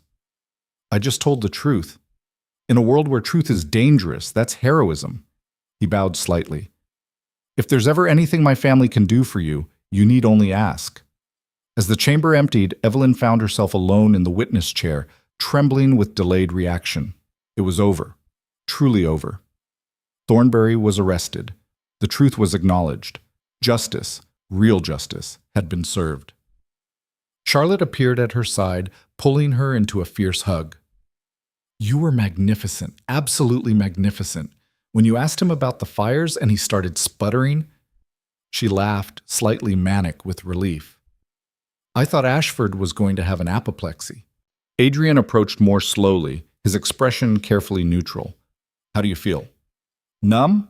Shaky? Like I might fall apart or start laughing, or both? Evelyn looked up at him. Is this what winning feels like? Sometimes. Sometimes it feels like relief, sometimes like exhaustion. His smile was slight but genuine. But yes, this is winning. The next days passed in a strange blur. The scandal sheets couldn't print fast enough to keep up with public appetite for the story. Every detail of Thornbury's downfall was dissected, analyzed, embellished. Evelyn's name appeared in every paper, sometimes accurately, often not. But something had shifted. The tone of the coverage changed from mockery to grudging admiration to outright praise. Editorial writers penned essays about courage and justice. Political cartoons showed Evelyn as a knight slaying a dragon. The narrative had flipped completely. You're a folk hero now, Charlotte said one morning, reading from the latest paper. Listen to this. Miss Evelyn Carter represents the finest qualities of British womanhood: courage, integrity, and an unwillingness to accept injustice. That's from the Times. I preferred it when they ignored me. Liar, you love it. Evelyn laughed because Charlotte was partly right. She didn't love the attention, exactly, but she loved what it represented. For the first time in her life, people were seeing her as she truly was, not as someone's daughter or failed bride, but as herself. Strong, capable, unbreakable. A week after the parliamentary hearing, an invitation arrived that made Evelyn's breath catch. Lady Ashworth requested her presence at a private tea, just the two of them. "It's a peace offering," Charlotte said, examining the heavy cream stationery. "She wants to make amends, or finish what Thornbury started. Lady Ashworth doesn't do things halfway. If she wanted you destroyed, you'd already be destroyed. This is her way of saying you've won her respect." The tea took place in Lady Ashworth's private drawing room, a space so elegant it made Evelyn's family townhouse look like a cottage. Lady Ashworth presided over the tea service with the grace of long practice, her face composed but not cold. "Thank you for coming, Miss Carter. I wasn't certain you would.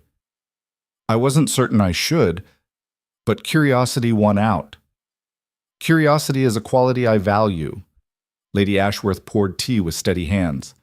"I asked you here because I owe you an apology. When the Duke of Blackthorn insisted I invite you to my ball, I was furious. I thought he was forcing me to host a social disaster, a disgraced girl making wild accusations against a respected member of Parliament." She met Evelyn's eyes. "I was wrong." "You weren't entirely wrong. I am disgraced, or was." "You were slandered. There's a difference, and I failed to see it." Lady Ashworth set down her cup. "I've spent 40 years navigating London society. I pride myself on reading people, on understanding the truth beneath appearances. But I believed the rumors about you without question. I allowed myself to be swayed by gossip instead of evidence. That was unworthy of me." The apology was unexpected and clearly sincere. Evelyn found herself softening despite her wariness. "You weren't the only one who believed the rumors. Half of London thought I was either pathetic or scheming. But I should have known better. When my own engagement ended badly 40 years ago, yes, I had a scandal too. It was a woman like you who stood by me, who insisted I wasn't ruined, just unlucky. She gave me the courage to stay in society instead of hiding in the country." Lady Ashworth's voice grew quieter. "I failed to be that woman for you. I'm sorry." They talked for over an hour. Lady Ashworth shared stories of her own youth, of navigating society's cruel judgments, of learning to distinguish between reputation and character. She offered advice about rebuilding Evelyn's social standing, about which invitations to accept and which to decline, about how to control her own narrative. "You have power now," Lady Ashworth said as Evelyn prepared to leave. "Real power, not just scandal-driven attention. You've proven you can't be easily broken. That makes you dangerous in the best possible way. Use it wisely." "How do I do that?" "By helping other girls who find themselves where you were. By refusing to let society's rules dictate your choices. By being exactly what you proved you were. Someone who doesn't accept injustice quietly." Lady Ashworth smiled. "And if you ever need an ally in that fight, you may call on me." The invitation that followed Lady Ashworth's tea was even more surprising. A request from the Lord Chancellor himself to meet privately at Blackthorn Hall. Adrian arranged it for the following afternoon, his expression curious but guarded. Lord Chancellor Westbrook arrived with minimal fanfare, declining refreshments in favor of getting straight to business. "Miss Carter, the Duke has explained your family's financial situation, the burned warehouses, the frozen accounts, the debts coming due." Westbrook settled into a chair with the authority of a man accustomed to power. "Parliament has voted to seize Lord Thornbury's assets pending his trial. A significant portion of those assets will be used to compensate his victims." Evelyn's heart leapt. Your father will receive full compensation for the destroyed warehouses plus additional damages for the malicious nature of the attack. The funds should be sufficient to rebuild his business and provide capital for expansion." Westbrook pulled out a document. "This is a preliminary estimate. The final amount may be higher depending on what assets we recover." The number on the paper made Evelyn's eyes water, more than enough to replace everything her father had lost. enough to make them comfortable for years. Additionally, Westbrook continued, several members of Parliament have expressed interest in investing in your father's rebuilt business. His reputation for honest dealing has been noted, particularly in contrast to Thornbury's corruption. I suspect he'll have more opportunities than he can handle. I don't know what to say. Say you'll continue to be the kind of person who speaks truth to power. We need more of that in London. Westbrook stood. Oh, and Miss Carter? The Queen has heard of your case. She's expressed interest in meeting you. Her Majesty has strong opinions about men who abuse their power. Expect an invitation to the palace within the month. After Westbrook left, Evelyn sat in stunned silence. The Queen wanted to meet her. Her father would be compensated.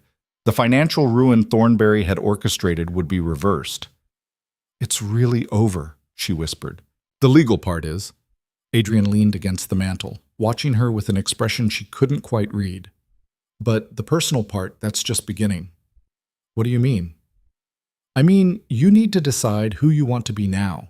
You've spent 3 weeks being the abandoned bride, then the accused schemer, then the triumphant witness. But those are all roles defined by what happened to you. Now you get to decide who Evelyn Carter is when she's not fighting for survival. The question hung in the air. Who was she? A month ago, she would have said she was a merchant's daughter preparing for marriage. Now marriage felt like a foreign concept, something that belonged to a different person. I don't know, she admitted. I thought I wanted everything to go back to normal, but normal means being decorative and quiet and grateful. I don't think I can be that person anymore. Good. That person was boring. Charlotte breezed into the room with her usual dramatic timing. I have a better idea. Come work with me. Work? Doing what? Helping women who find themselves in situations like yours, trapped in bad marriages or engagements, being defrauded by men who see them as resources instead of people. Charlotte's eyes were bright with enthusiasm. We could create something, a formal organization maybe, legal advocates, financial assistance. A way to fight back that doesn't require finding a duke willing to wage war on your behalf. The idea sparked something in Evelyn's chest. Not just surviving, but helping others survive. Using everything she'd learned about power, about society, about fighting back, to make the world slightly less brutal for other women. I'd like that, she said slowly. I'd like that very much. The weeks that followed were a whirlwind of activity. Evelyn's father began rebuilding his business with the compensation funds, hiring back workers who'd been let go, securing new warehouse space, reestablishing trade relationships. Her mother, freed from the constant fear of social ruin, actually smiled again. Evelyn herself moved into a small townhouse Charlotte helped her lease, modest but hers, bought with a portion of the damages settlement, not hiding in a safe house or living under someone else's roof. Her own space, her own life. She and Charlotte began laying groundwork for what they called the Women's Legal Defense Society. Lady Helena Vance agreed to be their patron. Several reform-minded lawyers offered pro bono services. The word spread quietly through London's drawing rooms. If you need help, if you're being abused or defrauded or trapped, there's somewhere to go. 3 months after Thornbury's arrest, Evelyn stood in her small office, really just a converted sitting room, reviewing case files with Charlotte when a knock interrupted them. The woman at the door was young, perhaps 19, with a baby in her arms and a bruise fading on her cheek. I was told to come here, that you help women who... She trailed off, eyes frightened. Come in, Evelyn said gently. You're safe here. Tell us what happened. The story was familiar. A husband who seemed perfect during courtship, then turned violent after marriage. Gambling debts he expected her dowry to cover. Threats if she tried to leave. Evelyn listened, took notes, and felt that same fire that had burned through her at the altar, in the safe house, in Parliament. The fire that said this is wrong, and I will not accept it. We can help you, she said when the woman finished. It won't be easy. Your husband will fight. Society will judge you. But if you want out, we'll find a way. The woman's eyes filled with tears. Everyone says a wife should endure. That I made my choice when I married him. Everyone's wrong. You deserve better than endurance. You deserve safety and dignity and a life that's actually yours. Evelyn took her hand. I know because 3 months ago I was told to endure too. To accept my fate and be grateful it wasn't worse. I refused, and I survived. You can too. That evening, after the woman left with a plan and hope in her eyes, Evelyn walked through London streets. Not hiding, not rushing, just walking, head high, owning the space she occupied. She passed Lady Ashworth's mansion, where lights blazed for another ball. Past the newspaper offices where her name had been printed in both glory and shame. Past St. George's Cathedral where she'd stood at that altar a lifetime ago. The girl who'd stood there would barely recognize the woman Evelyn had become. Harder, maybe. Definitely less trusting, but also stronger, braver, free in ways that girl had never imagined. Evelyn! She turned to find Adrian approaching, slightly out of breath as if he'd been hurrying. I've been looking for you. Charlotte said you'd probably gone for a walk. Needed to clear my head. We had our first official client today. How did it go? It was terrifying and wonderful and exactly what I'm supposed to be doing. She smiled. Thank you. For everything. For fighting for me when no one else would. For believing I was worth saving. You saved yourself, Adrian said quietly. I just provided weapons and strategy. You were the one brave enough to fight. They stood in comfortable silence, watching London's evening crowd flow around them. Finally, Adrian spoke again, his voice careful. There's something I need to ask you. You're free to say no. There's no obligation or pressure, but I think we should, that is, I would like to... He stopped, frustrated. This is harder than challenging Thornbury in Parliament. Evelyn's heart began to beat faster. What are you trying to ask? I'm trying to ask if you would consider marrying me. The world stopped. Of all the things Evelyn had expected, this wasn't one of them. Marry you? I know the timing is terrible. We've spent 3 months fighting a war, not courting, but working with you, watching you build something meaningful, seeing who you've become. Adrian ran a hand through his hair, a gesture of uncertainty she'd never seen from him before. I don't want a conventional marriage. I don't want a decorative wife who manages my household and stays quiet. I want a partner, someone who fights alongside me, someone who makes me better. Adrian. And before you think this is about protecting you or some noble rescue fantasy, it's not. I'm asking selfishly. Because you're the most interesting person I've met in years. Because I look forward to our arguments more than most people's agreements. Because the thought of you building this amazing new life without me in it makes me want to burn down half of London out of sheer jealousy. Despite everything, Evelyn laughed. That's possibly the worst proposal I've ever heard. Probably. I'm terrible at this. Give me political negotiation or business strategy any day, but emotional honesty? He grimaced. Apparently I revert to an inarticulate fool. Evelyn looked at him, this powerful, dangerous man who'd become her ally, her friend, and now something more. They'd built something together in the fires of conflict. Trust, respect, understanding, maybe even love, though neither of them had named it yet. But marriage? That word still carried weight, still echoed with the memory of standing at an altar, waiting for a groom who never came. I need time, she said finally. Not because you're not. Now it was her turn to struggle for words. But marriage terrified me once. It was a trap that almost destroyed me. I need to know it won't be that again. What if I promise it won't be? What if I swear you'll have freedom to continue your work, your independence, your own life? Can you promise that? Society expected you to quietly accept being abandoned. Society expected you to hide after the scandal. Society expected you to shut up about Thornbury's crimes. Adrian stepped closer. When have you ever cared what society expects? He had a point. Evelyn looked up at the darkening sky, at the first stars appearing above London's smoke. A month ago, she would have said marriage was off the table forever, that she'd learned her lesson about trusting men, about giving them power over her life. But Adrian wasn't asking for power over her. He was offering partnership. Ask me again in 6 months, she said, after we've had time to be something other than warriors. After I know who I am outside of crisis.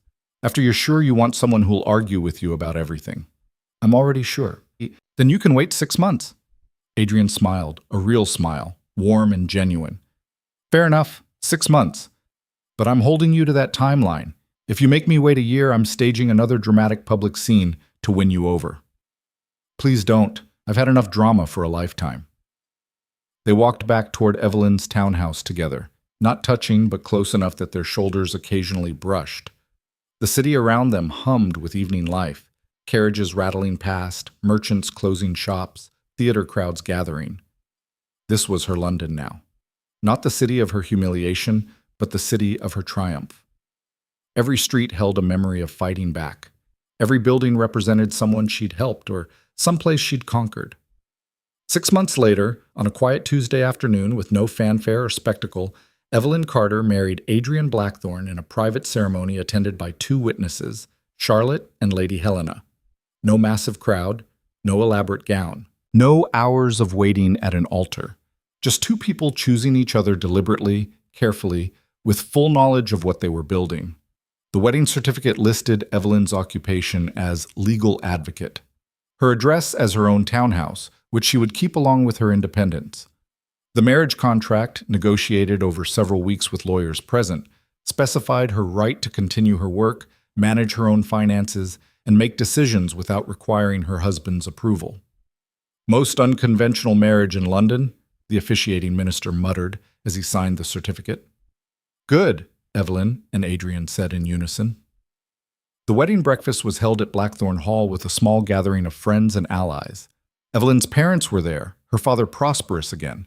Her mother actually relaxed for the first time in months. Lord Pemberton came, bringing his cousin Margaret, who'd emerged from seclusion with her late husband's death finally acknowledged for what it was. Lady Ashworth arrived with a wedding gift, a donation to the Women's Legal Defense Society, large enough to fund operations for years. For the girl who reminded me what courage looks like, she said simply. As evening fell and guests began departing, Evelyn found herself alone in Blackthorne Hall's library with Charlotte. How does it feel? Charlotte asked. Being married? Strange. Terrifying. Right. Evelyn looked at the ring on her finger, a simple band of gold, no ostentatious jewels. Ask me again in a year. I'm asking now. Now it feels like the beginning of something, not an ending like I thought marriage would be. A beginning. She turned to Charlotte. We did it. We actually did it. Built something real out of the wreckage. You did it. I just helped. We did it together. And we're going to keep doing it. Helping women fight back, changing the rules. Evelyn smiled. Thornbury was right about one thing. I did forget my place. And I'm never going back to it. Charlotte raised her glass. To forgetting our places. To making new ones. They drank, and through the window, London glittered in the gathering darkness. Somewhere in that city, another woman was facing the same choices Evelyn had faced. Trapped. Frightened. Being told to accept her fate gracefully. But now there was an alternative. Now there was a place to go. Now there were women who'd fight back and win, who'd prove that being abandoned at the altar didn't mean being abandoned by hope. Evelyn Carter, now Evelyn Blackthorne, though she'd keep using Carter for her work, had been shattered at that altar 3 months ago, broken into pieces by betrayal and public humiliation. But she'd refused to stay broken. She'd gathered those pieces and forged them into something new, something stronger, something that couldn't be destroyed by scandal or threatened by power or silenced by fear. She'd become exactly what Thornbury had accused her of being, a woman who forgot her place. And in forgetting, she'd found herself. The cathedral bells rang the hour across the city, the same bells that had rung on her wedding day to Thomas. But this time, they didn't sound like mourning. They sounded like victory.